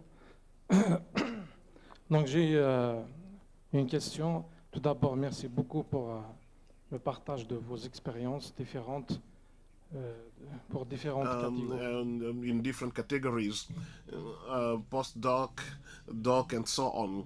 So, as for me personally, I also benefited from this Erasmus scholarship, Erasmus Plus and postdoc in the line of my profession. So my question is, it's true that indeed we benefit from a lot of things in line with this scholarship, but my question is, we have seen usually there's always what is called cooperation South-South or South-North. That's my question. Can we think about a cooperation North-South? So, for instance, the category of postdoc. As an example, how can it, in order to benefit from the experiences from the people coming from up north towards the south? So this question can it be asked, let's say for instance, during the next event in October 2025? Thank you very much. And the last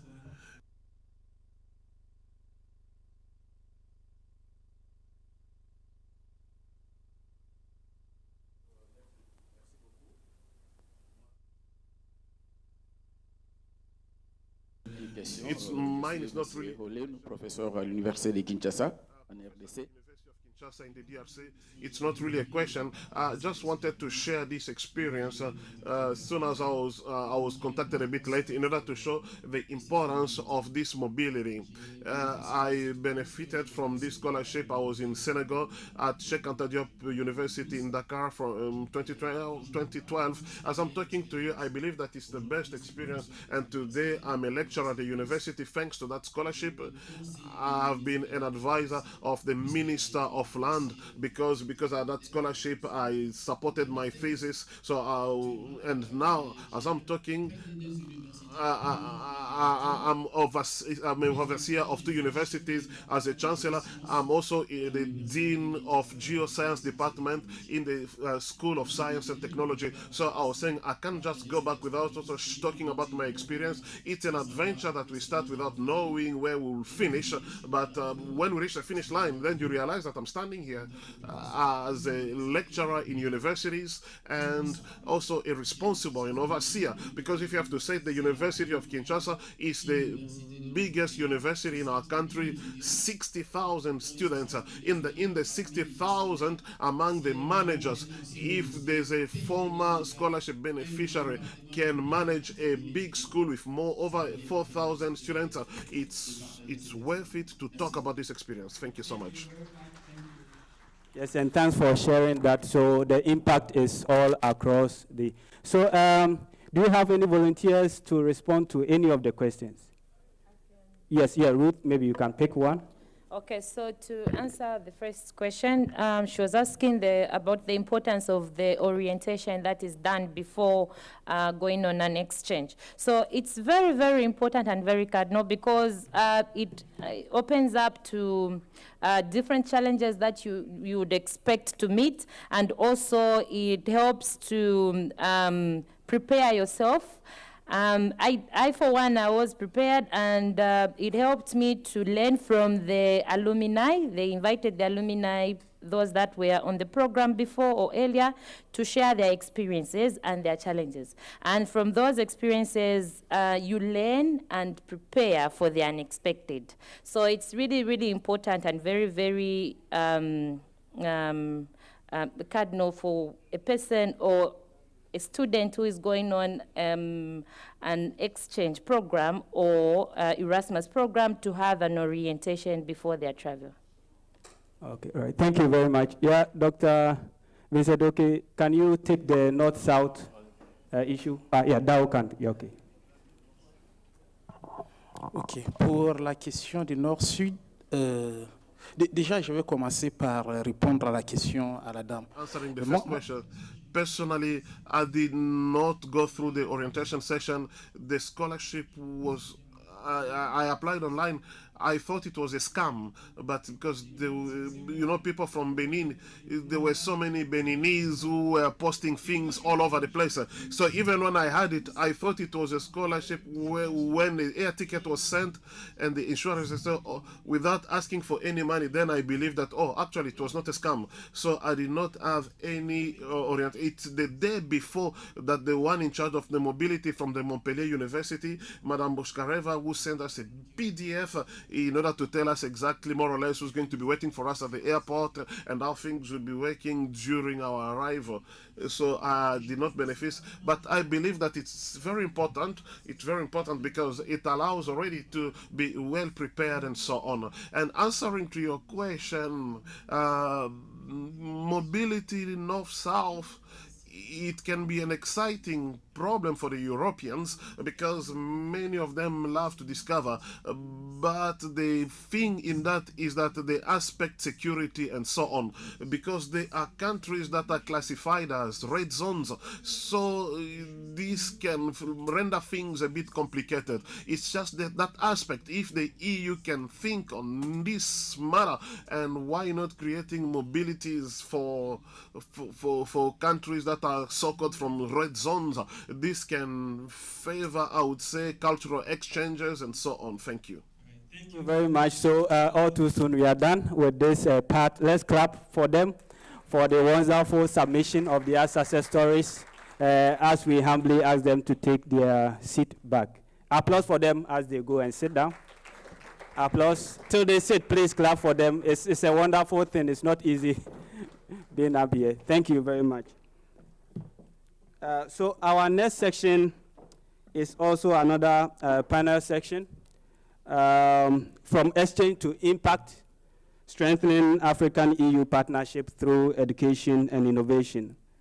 And so to chair this section is one of our own, the vice chair of ASAF, Elizabeth Mangeni, to be moderating this section.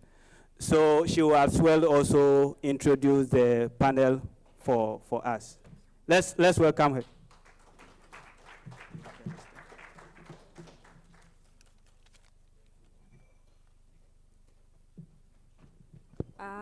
Thank you very much. Thank you, Roshan. So into our next session, we are still talking about the impact that the exchange programs have had on us. So I would like to start by asking you all to picture being a physically disabled student in Kenya. It can be anywhere, not Kenya, just in Kenya. It can be in Africa as well.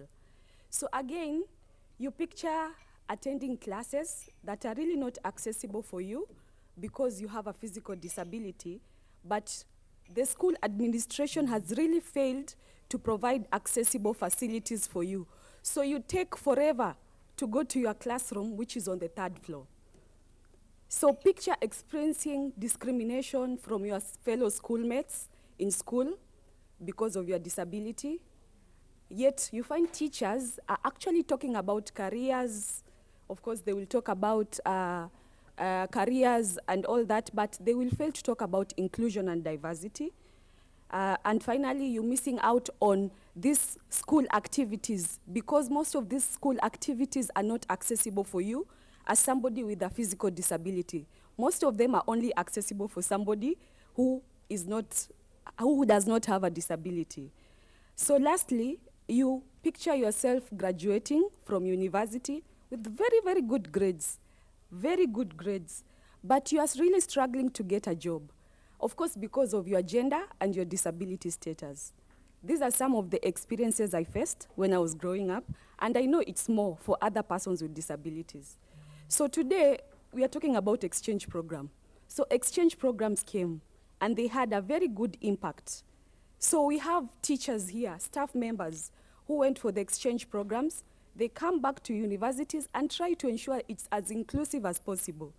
And of course, we have students. I'm also a beneficiary of the Nyerere Scholarship Scheme.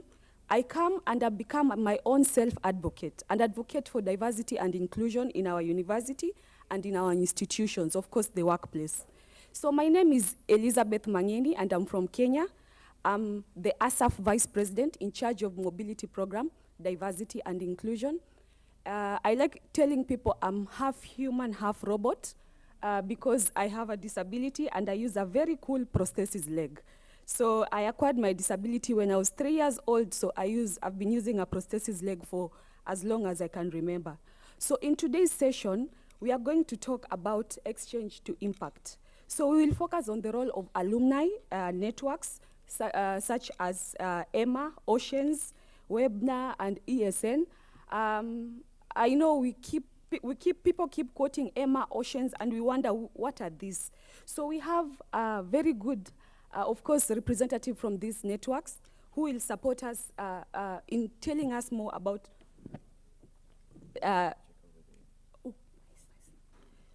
So I'm honored to introduce Adrija Tomik from Weber. Kindly give a round of applause to encourage him. Rutraj, kindly join us.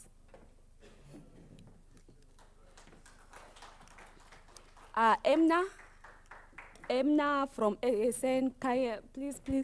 I'm not sure if we have Leila. Leila just landed in a while back. So Leila, okay. Of course, and we had one panelist who unfortunately missed her flight. So we will start with our discussion, and I will start with Adrija.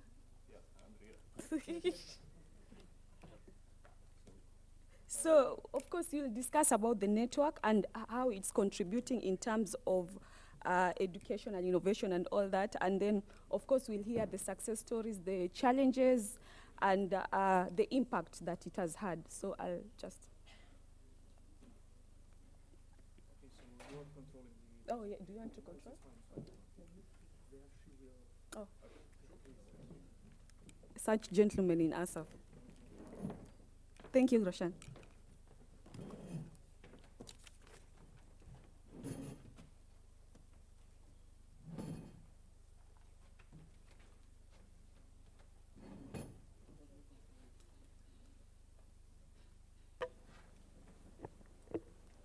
Well, hi everyone.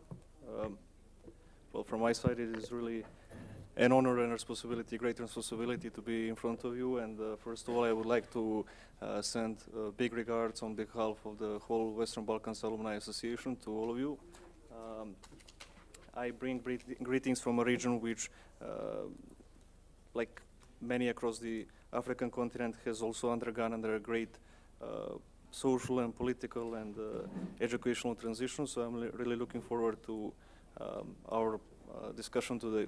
So I'm going to start with the PPT that has been prepared. The WIBA is the official Erasmus Plus alumni network for the Western Balkans region, and it is established and supported by, thank you, merci.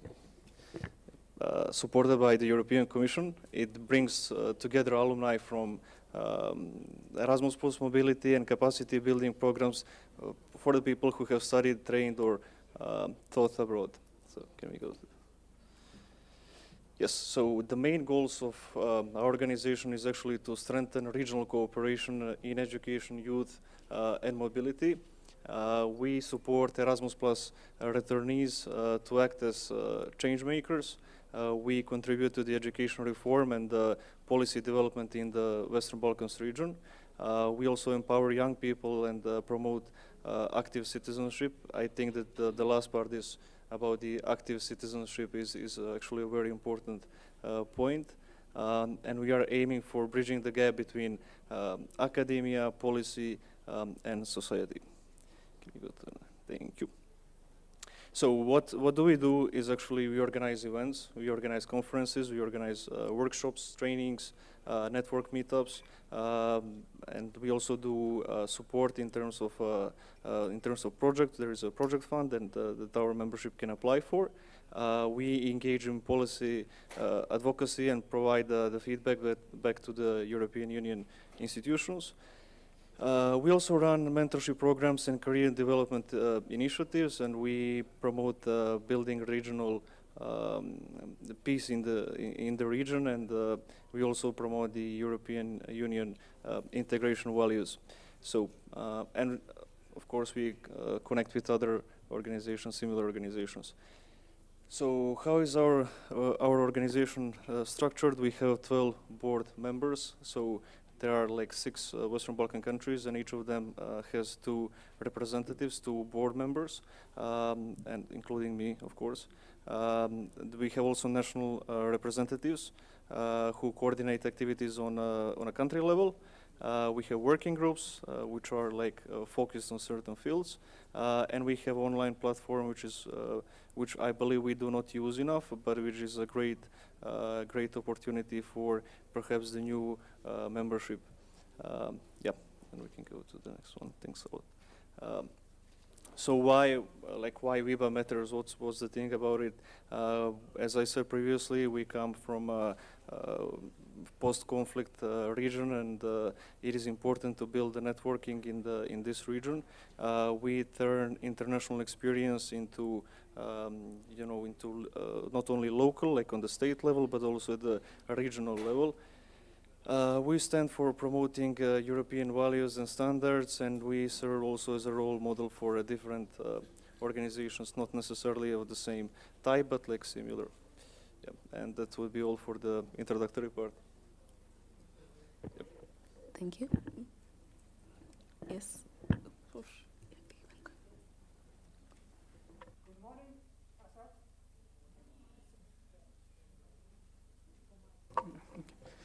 And good morning, ASAF, and good morning, Cape Town. Before we dive into knowing what's EMA, do you know what is Erasmus Mundus? How many of you do?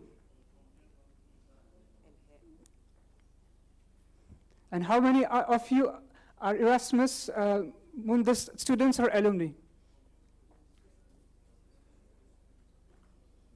And how many of you are EMA members?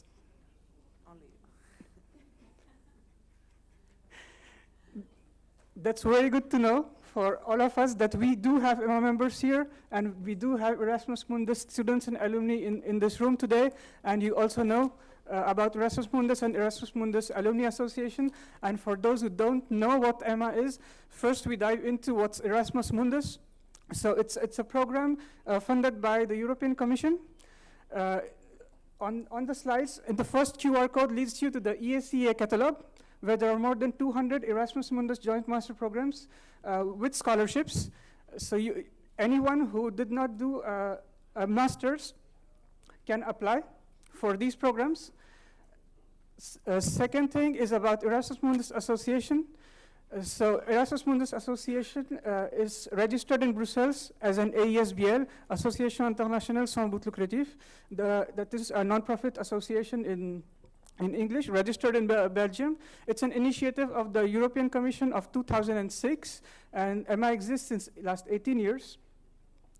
In 2016, it was registered as an NGO in Brussels. Today, EMA has more than 6,000 registered members, 330 volunteers, 74 countries where we have 100 country representatives, and we have program representatives for Erasmus Mundus Joint Masters programs, which are 140 out of the 200 you see on the EACA catalog. EMA stands on 4 pillars. First one is the EMA's management board, which has 12 members, including the president and the vice president. The second pillar are country representatives. So we have 100 country representatives for 74 countries. Then we have the program representatives who represent the Erasmus Mundus programs. And last but not the least are the volunteers who are project leaders who execute projects and activities throughout the world. Now when we talk about memberships, many people wonder, do I need to be an Erasmus Mundus student or alumni to be an EMA member? So there are 2 types of primary memberships in EMA. One is an ordinary membership, and second one is an affiliate membership. The only difference between the 2 memberships is your right to vote and your right to contest for the elections, which ordinary members can and affiliate members cannot. And the eligibility for them is, for ordinary members, you need to be a student or alumni of an Erasmus Mundus Joint Masters or a joint doctorate program, which is now called the Marie Curie Action. And for the second part, for the affiliate membership, you can be any student under Erasmus Plus Mobility. How many of you here did an Erasmus Plus Mobility at least once in your lifetime? So all of you can become EMA members. If you go on the QR code shown on the slides, there is a QR code which leads you to EMA's community portal. It is very, very similar to ASAF's community portal. And there you can sign up. The membership is free and is valid for your life. The last thing about EMA I would like to talk is partnerships. So Emma has partners, and one of Emma's key partners is, of course, the European Parliament, the European Commission. And here we have one of our key partners is ASAF and WEBA, because we have a memorandum of understanding with ASAF and WEBA. You can also go on our partnerships page and check out all other partnerships we have. And I really hope that by end of today, all of you will be registered on the community portal and become EMA members.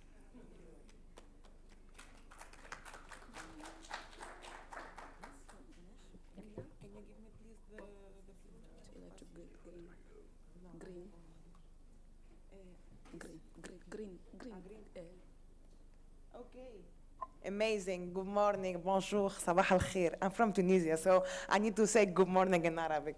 I'm very happy to be with all of you today. My name is Emna. I will represent Erasmus Student Network, and I will go for an overview of our work, and mainly our work in Africa, because I am the liaison officer for Africa and Middle East. I mainly get in charge of all the representation in the region. I develop the portfolio. I manage the stakeholders. We do a lot of advocacy and policy, and I will give some examples. And finally, what I do and what we do in ESN is raise the voice of the Erasmus generation, and my duty is to raise it here in Africa and the Middle East. It's very special for me, this event, because I'm from the northest point of Africa, and I am in the southest point of Africa. So for me, it's very special, this event, so I can also present that what we are doing in the region. So what is ESN? ESN, Erasmus Student Network, is the key student volunteer organization in Europe. Since 35 years, we are advocating for a better mobility. We are advocating for a legitimate right to everyone to go on international mobility, because we believe that international mobility participate in the enrichment of our societies. So we are based in 46 countries, not only in the European Union. In 2023, we welcomed ESN Jordan, which is our first section in the Middle East, and I hope personally to see some African section in the ESN. We are mainly based in university. We work with higher education stakeholders. We are based through local section. We are in 570 local universities on local section, and more than 1,000 universities. Our volunteers are more than 50K, representing the voice of the Erasmus generation, and we give support to more than 350K international students, and not only European one. Really, our work is to keep the spirit of the Erasmus Plus and keep opening our umbrella of partners and actions. Also, what we do after all of this, mainly we promote the international education, all the kind of promotion of Erasmus Plus mobility, focused on the higher education, but not only, we also work on the KA2 projects, which is one of the priority of the new Erasmus Plus program and the Union of Skills. For those who will attend my workshop this afternoon, I will talk about some good practice of how to develop the projects for the KA2. We work on the European degree. We work on the European University Alliances. Also, our priority as a global association is, apart from promoting the Erasmus Plus program all over the world, we really focus on the priority of the European Commission. As Ms. Andy mentioned, the Global Gateway, it's a huge priority, and we want to be in this team. I am working for Africa, but I have a colleague working on Asia. I have another colleague working on Latin America and Caribbean, and we really want to have a deep understanding of different environment to know how should we promote and participate in this promotion of international mobility. And how do we reach that, and how do we work? Our work is mainly focused on three parts. First of all, policy. We are one of the main organizations in Brussels bubble. We are based in Brussels, where we have the headquarters and the secretariat, and we really engage directly with policymakers, with change makers, and stakeholders. Also, we have a big part of our work that is based on research and policy, and what we do is innovate and give from the student perspective, how can we empower, or how can we do a better mobility. So, for example, the ESN survey that I will also present the afternoon is the biggest student-led research initiative to translate the opinion and the feedback of the Erasmus generation. And finally, what we want to do is to understand the needs of the students and how to translate it to advocate for a better mobility. For my case, as I said, I'm the liaison officer for Africa and Middle East, so mainly the event that I do are focused in the region. I have been in the Mediterranean Student Summit. I have been in the Annalid Forum 2025 2 weeks ago. We have been in the Union for the Mediterranean National Focal Point, and today we are in AGF5 for ASAF, so we can be more proud and happy to be here. Also, that I mentioned about policy and advocacy, apart from what we publish from ESN. For my case, I work on the region. So with UNIMED, we co-organize a joint event called the Mediterranean Student Summit, and after each summit, we publish a paper. The last one was how to become an active Mediterranean students, and it's addressed and targeted to university to better the condition and the circumstances for the students. And our latest research paper was about how to rebuild the field of higher education and international education post-conflict, and it was the case of Gaza after 2023. I hope that for the second year of my mandate, we will publish a specific paper about the higher education situation in sub-Saharan Africa.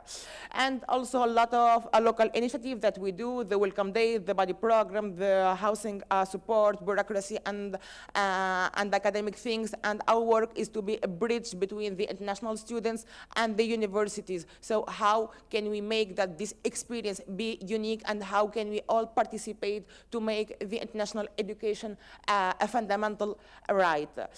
Also, as I mentioned, we have the secretary part, so we do projects, we do a lot of capacity building projects, we do a lot of K2 projects in a lot of fields.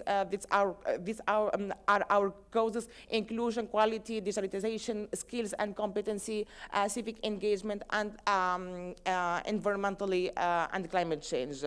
And what about ESN and in Africa, and how can we foster regional cooperation through international mobility and higher education, and how can we be a complementary partner in all this process? So as I said, I work on the overview of the region, but since it's a huge region and it's very different, and we can't have one approach for such a big region, I mainly work on 3 sub-regions, which is the Mediterranean, the Gulf countries, and then sub-Saharan Africa. Each region has its needs, its specificities, and also its modus operandi is not the same, the Erasmus Plus in the Mediterranean or in the Gulf countries or in South Africa. So we really want to be engaging in understanding approach of our partners. The Global Gateway, one of our priorities in Sub-Saharan Africa, and we want to be more involved, especially with direct partners. I have been in the Global Gateway high-level youth event in Brussels last October, when I met the responsible of the AU-EU Youth Lab, and where I met also in the national focal points in Brussels that we have been invited with ASAF, thanks to ESA. I will mention this later. We promote mainly the international credit mobility, the intra-African opportunities, and also the capacity building, not only on higher education, but mainly on youth mobility and project for the civil society, because this is the need of Africa, and this is where Africa has a huge mindset to do. According to the institution that we are working with in the region, we are on direct contact with the European delegation, with the National Erasmus Organization. They are mainly on North Africa, but in Sub-Saharan Africa, we are in contact with the national focal point of Erasmus Plus that I met in Brussels also. It was a very huge event when we get this first impression and this first contact, and we have been with them saying, we are here to help you, we are here to make Erasmus Plus more inclusive, more accessible, and especially in this understanding of international cooperation. Last but not least, ESN and ASAF, our relation started in 2019. During the COVID and the pandemic, we suspended a little bit of the activities, which is logical, and we are really looking ahead. I'm very happy to be here. I have already met Prince, who is the charge of international cooperation in Brussels, also during the ESA event, because ASAF and ESN are members of ESA. I'm sorry. Sorry, I'm going too fast. Sorry. And we are very happy to be here and to see how we can represent more this European African partnership. And looking to the future, and we have a very famous phrase that we say in ESN: the future is Erasmus. Why the future is Erasmus? Because we really believe that it will be a set for us, for the youth, not for those that we are here, but for those who are coming. So we are continuously working on the improvement of the Erasmus Plus program through all of our projects. I will give a close overview this afternoon during the workshop, but I really want to highlight that we have reinforced our policy work during the last years to be the more understanding, and that international students will have more and a better access to education. But now it's time to start to discuss the future of the program, especially with the new version of the Erasmus Plus program, and we have published a reaction paper on it. And mainly the big priorities, apart from the higher education, is how to understand each other and how can we complement each other in this process of cooperation. If one last thing is the last slide, and I will close. Sorry, African people, we are really, especially North African, we are very Mediterranean, so we give it all.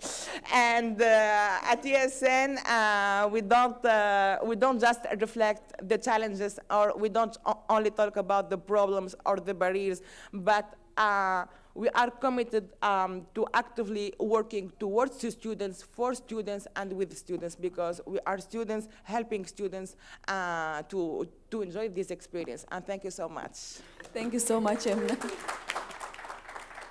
Welcome, Leila. So I'll hand it over to you. Thank you so much. Good morning, or I rather say good afternoon, everyone. Good afternoon. So first of all, I would like to start by apologizing to be late. Actually, I just landed a while ago, but I can't hide my excitement to be here today with you, because really I came really excited to meet you all here and to exchange with you. So indeed, my name is Leila Ben Abdallah. I'm today coming to represent the Oceans Network. So indeed, I'm the current president of the Oceans Network, that is the organization for cooperation, exchange, and networking for students and alumni who participated in international credit mobility and exchanges under Erasmus Plus programs. So first of all, I would like as well to start by thanking you all for the opportunity to come here today and to present first our activities, but to see further how we can cooperate further and how we can strengthen indeed as alumni, and how we can use our power as alumni to strengthen the cooperation between the EU and Africa, and also to resonate at the global level. So indeed about oceans, so as I mentioned, we focus mainly on student and alumni and staff who did Erasmus Plus credit, international credit mobility. So it means that we went from EU program countries to partner countries, or vice versa. So, for example, if you came from Africa to Europe to study, to a program country, basically you are eligible to apply to join Oceans. So actually, of course, as for ASAF, we are sharing the same goal. We are also supported by the European Commission, of course, and we work to strengthen the access to quality education for all. So that is our main priority, and actually as alumni, of course, and students, our aim is to share the opportunities, to share our own experience, to be ambassadors of Erasmus Plus to our own communities, but also to reflect in other areas. So indeed, the promotion and the development of professional network and skills. Skills is a key word here, because this is something that we develop, of course, during our mobility, but not only, because this is a long journey. So we start, of course, with the Erasmus mobility that is always giving, I think, stars in all our eyes when we speak about our mobility, but this is not stopping here, because, of course, it keeps in our long life time, giving long time friends, competencies, skills. So this we will come back to it later. But indeed, just for a few numbers, we are now more than 800 members all around the world. We are all volunteers, as for ASAF, and we are located in around 109 countries. So this means indeed that we are not focusing on any specific region, but we have members in all around the world, and our aim is actually to go in places and to encourage students in places that are not reached by such opportunities, such information, to give them the opportunity to have access first to the information and to support them in their journey to the mobility. So, of course, we have a particular focus in the African continent, and this is, for me, very, something that I take a lot by heart, because indeed I come today with the Oceans hat, but I'm also an ASAF member, and I don't think I'm alone here. So I would like to ask you, can you please raise your hand if you are also an Oceans member here? If you are not yet and you studied in EU program country, you're welcome to join, of course. And it's my pleasure indeed, as I always mention, the cooperation between Oceans and ASAF is not only important, I think it's crucial, it's key, and this is why for each activity that we aim to develop in Africa, I hope that it will go hand in hand with ASAF cooperation, and for this we look forward to work with you all and to develop ideas together, and how together we can resonate not only in cooperating in the continent, but also how we can reflect and resonate at the global level for this. So I will. Okay.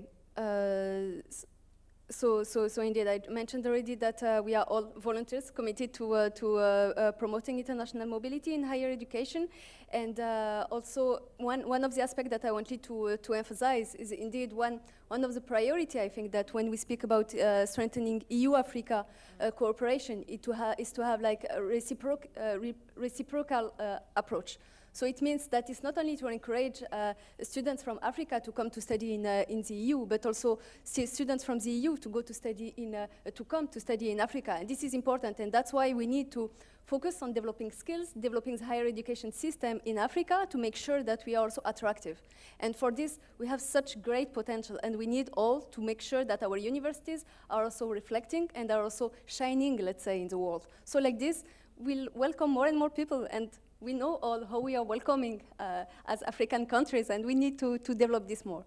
So actually, in terms of activities as Oceans, indeed, I would like today to focus more on the joint activities that we had the opportunity to do during the last year, but not only, since many years before, with ASAF members, and also taking the powerful aspect, of course, that we have many members who are both Oceans and ASAF, and those are only few examples, but some of them that happened this year are indeed the Future of Education conference in Namibia, to which some members that I see here participated earlier last year, and also a few months before, and I had the pleasure to participate in it as well.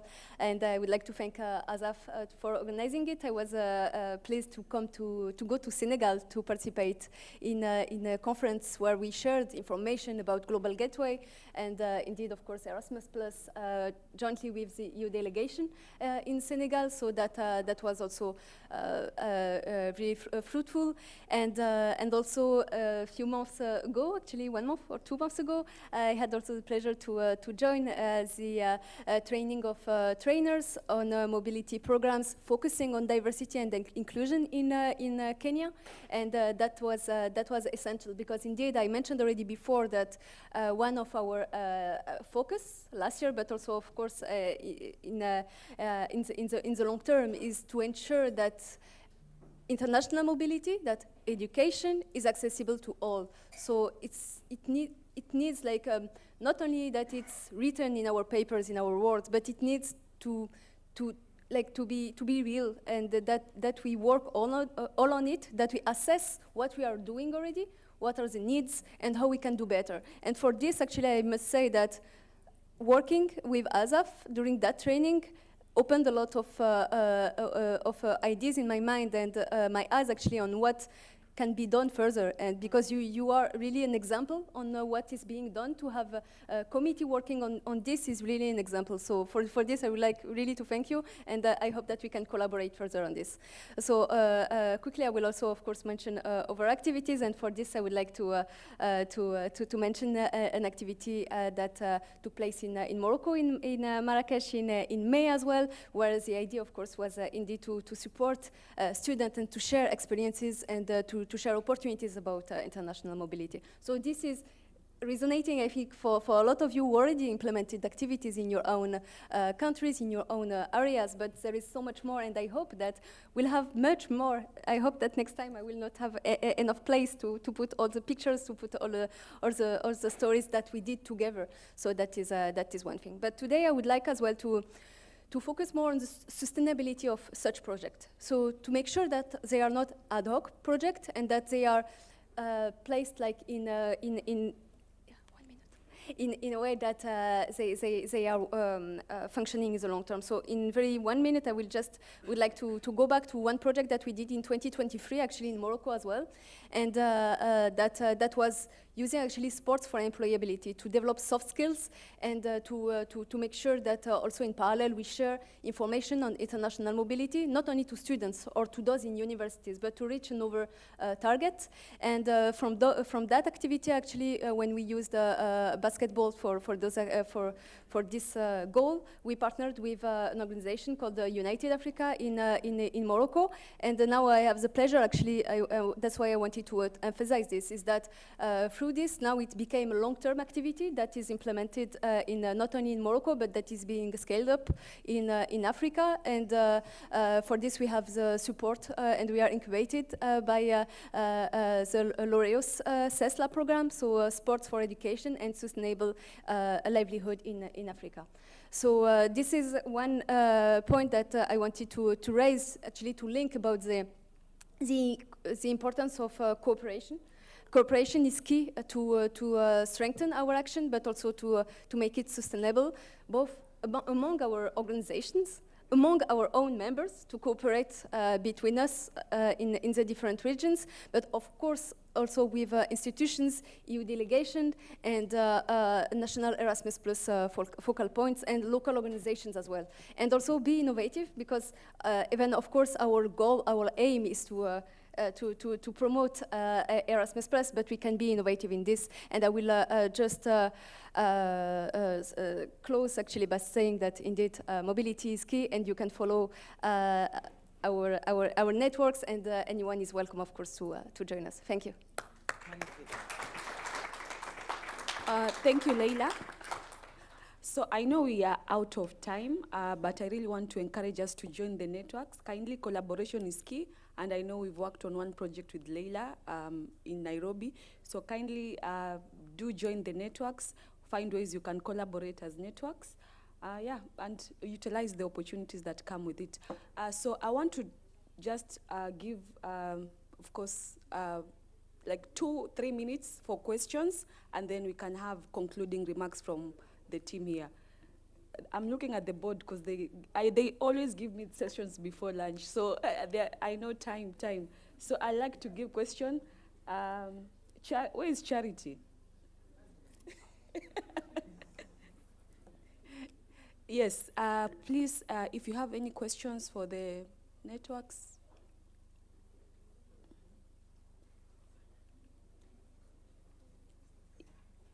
Yes, Julian.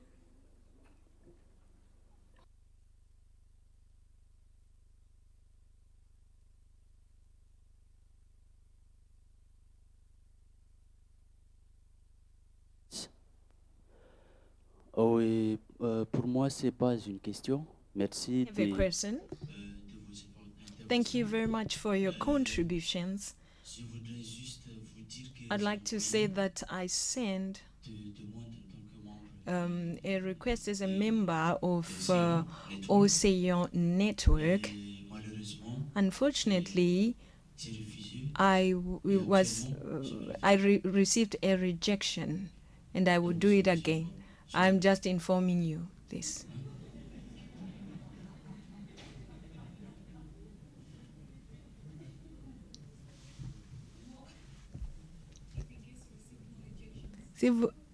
Est-ce que vous avez reçu encore des rejets? Good morning, everybody. My name is Nostradamus. I'm from Namibia. I wanted to find out from any of the panelists, Southern African region is underrepresented in most of these organizations, especially Namibians. We don't really have more Namibians that are part of this organization. What are some ways that we can work together to make more visibility for Namibia in particular and the Southern African region as in general? Thank you. Yes, please. This is very interesting and good question, and we could organize event only for this question and how to build or how to surpass this gap and why some parts or some countries are underrepresented and others they are overrepresented.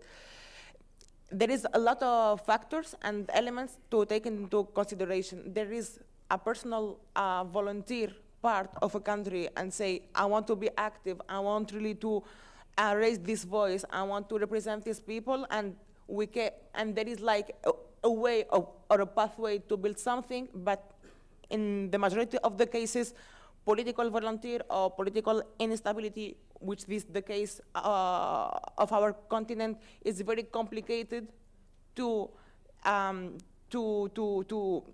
understand the barriers, because we have a lot of cliches, we have a lot of stereotypes, we have a lot of received ideas, and sometimes we don't want to change it or we don't want to correct it. So I will say the key or the first point is promotion and sensibilization. Why it should be not underrepresented, or why it should be relevant, and how can we foster this cooperation, and how can we build the bridge through youth and through international cooperation, mainly on the field of Erasmus Plus and its project. This is my point of view. You want to add? Yes. When it comes to EMA, like I said, when I presented EMA, we have 74 countries and 100 country representatives.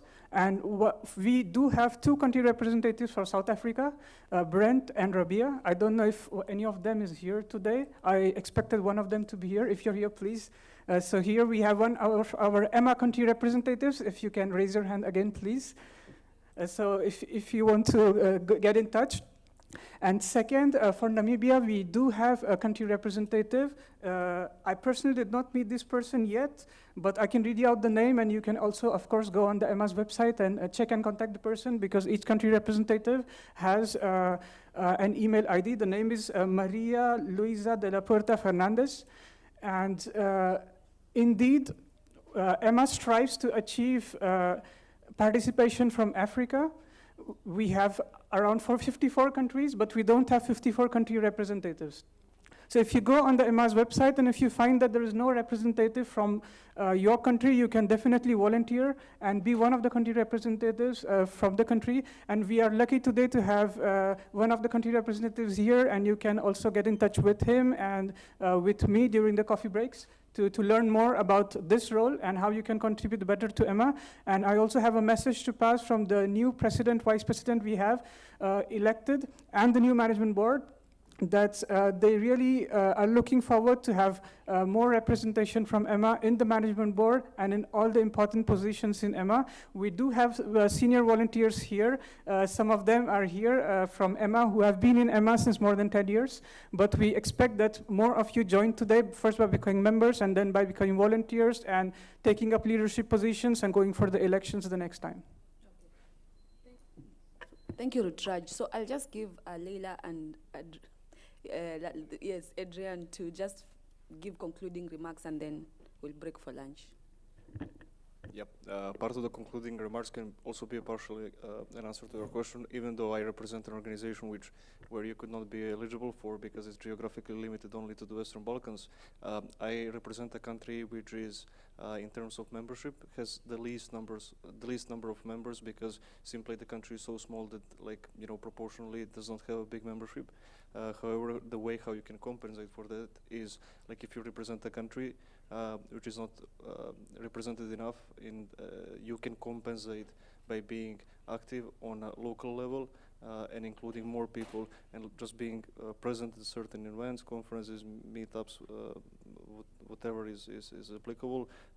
You can try yourself to include more people in organizations. So that can be one of the ways, just compensating by being more present. So yeah. But that will be all from my side. Thank you. So as a last point, indeed, from my side, I would say that indeed to ensure representation in all areas, it's our duty actually, and our goal that we can go back to our own communities where we grow up, for example, or in places that we know that are not represented, and also that we can mentor the others within the organization, but also in your own communities, that you can mentor, make sure that you give all the necessary information to those that are interested to enter in this journey, or that don't even have it in mind yet. But another aspect as well that I would like to say is that indeed Africa is a continent, but it's not only about a geographical region, it's also about the heart, where you are. So one thing that I would like to say as well, and as a diaspora member, is also to make sure that we also use the power of the diaspora to have the cooperation strengthened between Europe and Africa, and for this we are always pleased to cooperate. Thank you. Thank you, Leila. I think you can meet them during lunch and network more. They can share more the contacts. Thank you so much for being an amazing audience, and let's enjoy our lunch. Hilary, thank you. Thank you very much. Thank you very much for the wonderful presentation.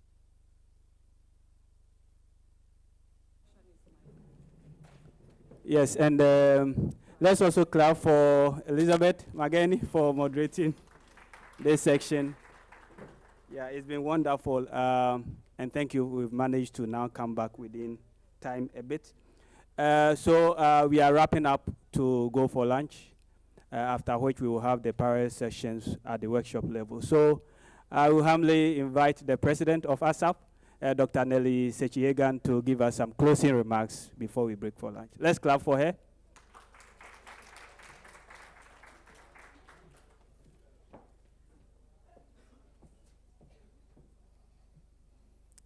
Hello once again, ASAF. What a pleasant day it has been. A very insightful and great day for ASAF. So as we draw the first part of this wonderful conference to a close, I would like to extend my deepest appreciation to all of you for your time, for your valuable insights, for your great inputs, and for your wonderful networking. I believe that today we have truly lived this theme. The theme that is bridging continents, advancing collaborative education, and empowering futures through higher education mobility. From the welcome sessions, to the insightful panel discussions, to the inspiring stories from our alumni and sister networks, I believe that we have established clearly how educational mobility is not just about crossing borders, but about transforming lives, shaping partnerships, and building futures. This conference has provided us with a beautiful opportunity to reflect, to challenge, to connect, and more importantly, each one of you has affirmed this. This confirms ASAF's role as a unique and powerful platform for African and European collaboration in higher education. Let us take the lessons, the ideas, the new connections we made back and build our communities and institutions and become the great change makers that we want all of us to be. Let us continue to share and network. On behalf of the ASAF board, the APC organizing committee, and all members of ASAF, I would like to thank our external guests, Dr. Hendricks, Joy, Brother Damien. Andy, you are not an external guest, but I would like to say thank you, and thank you to all, even those online. A lot of people are online, and we would like to thank our online participants as well. So as we go for lunch, please let the networking continue. We shall have a photograph session, but I believe Brian will come and tell us more about it. Thank you very much.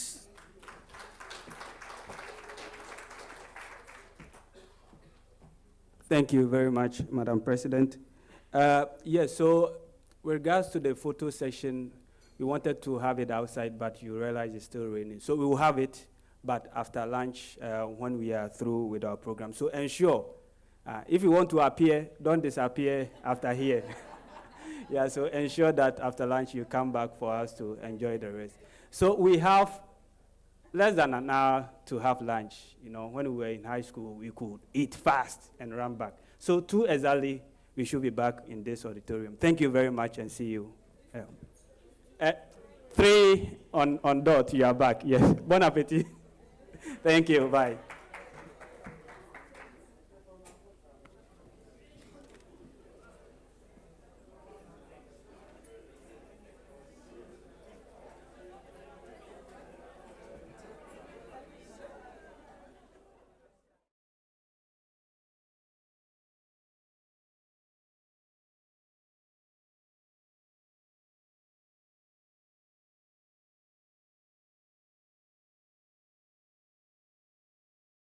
Customer messages.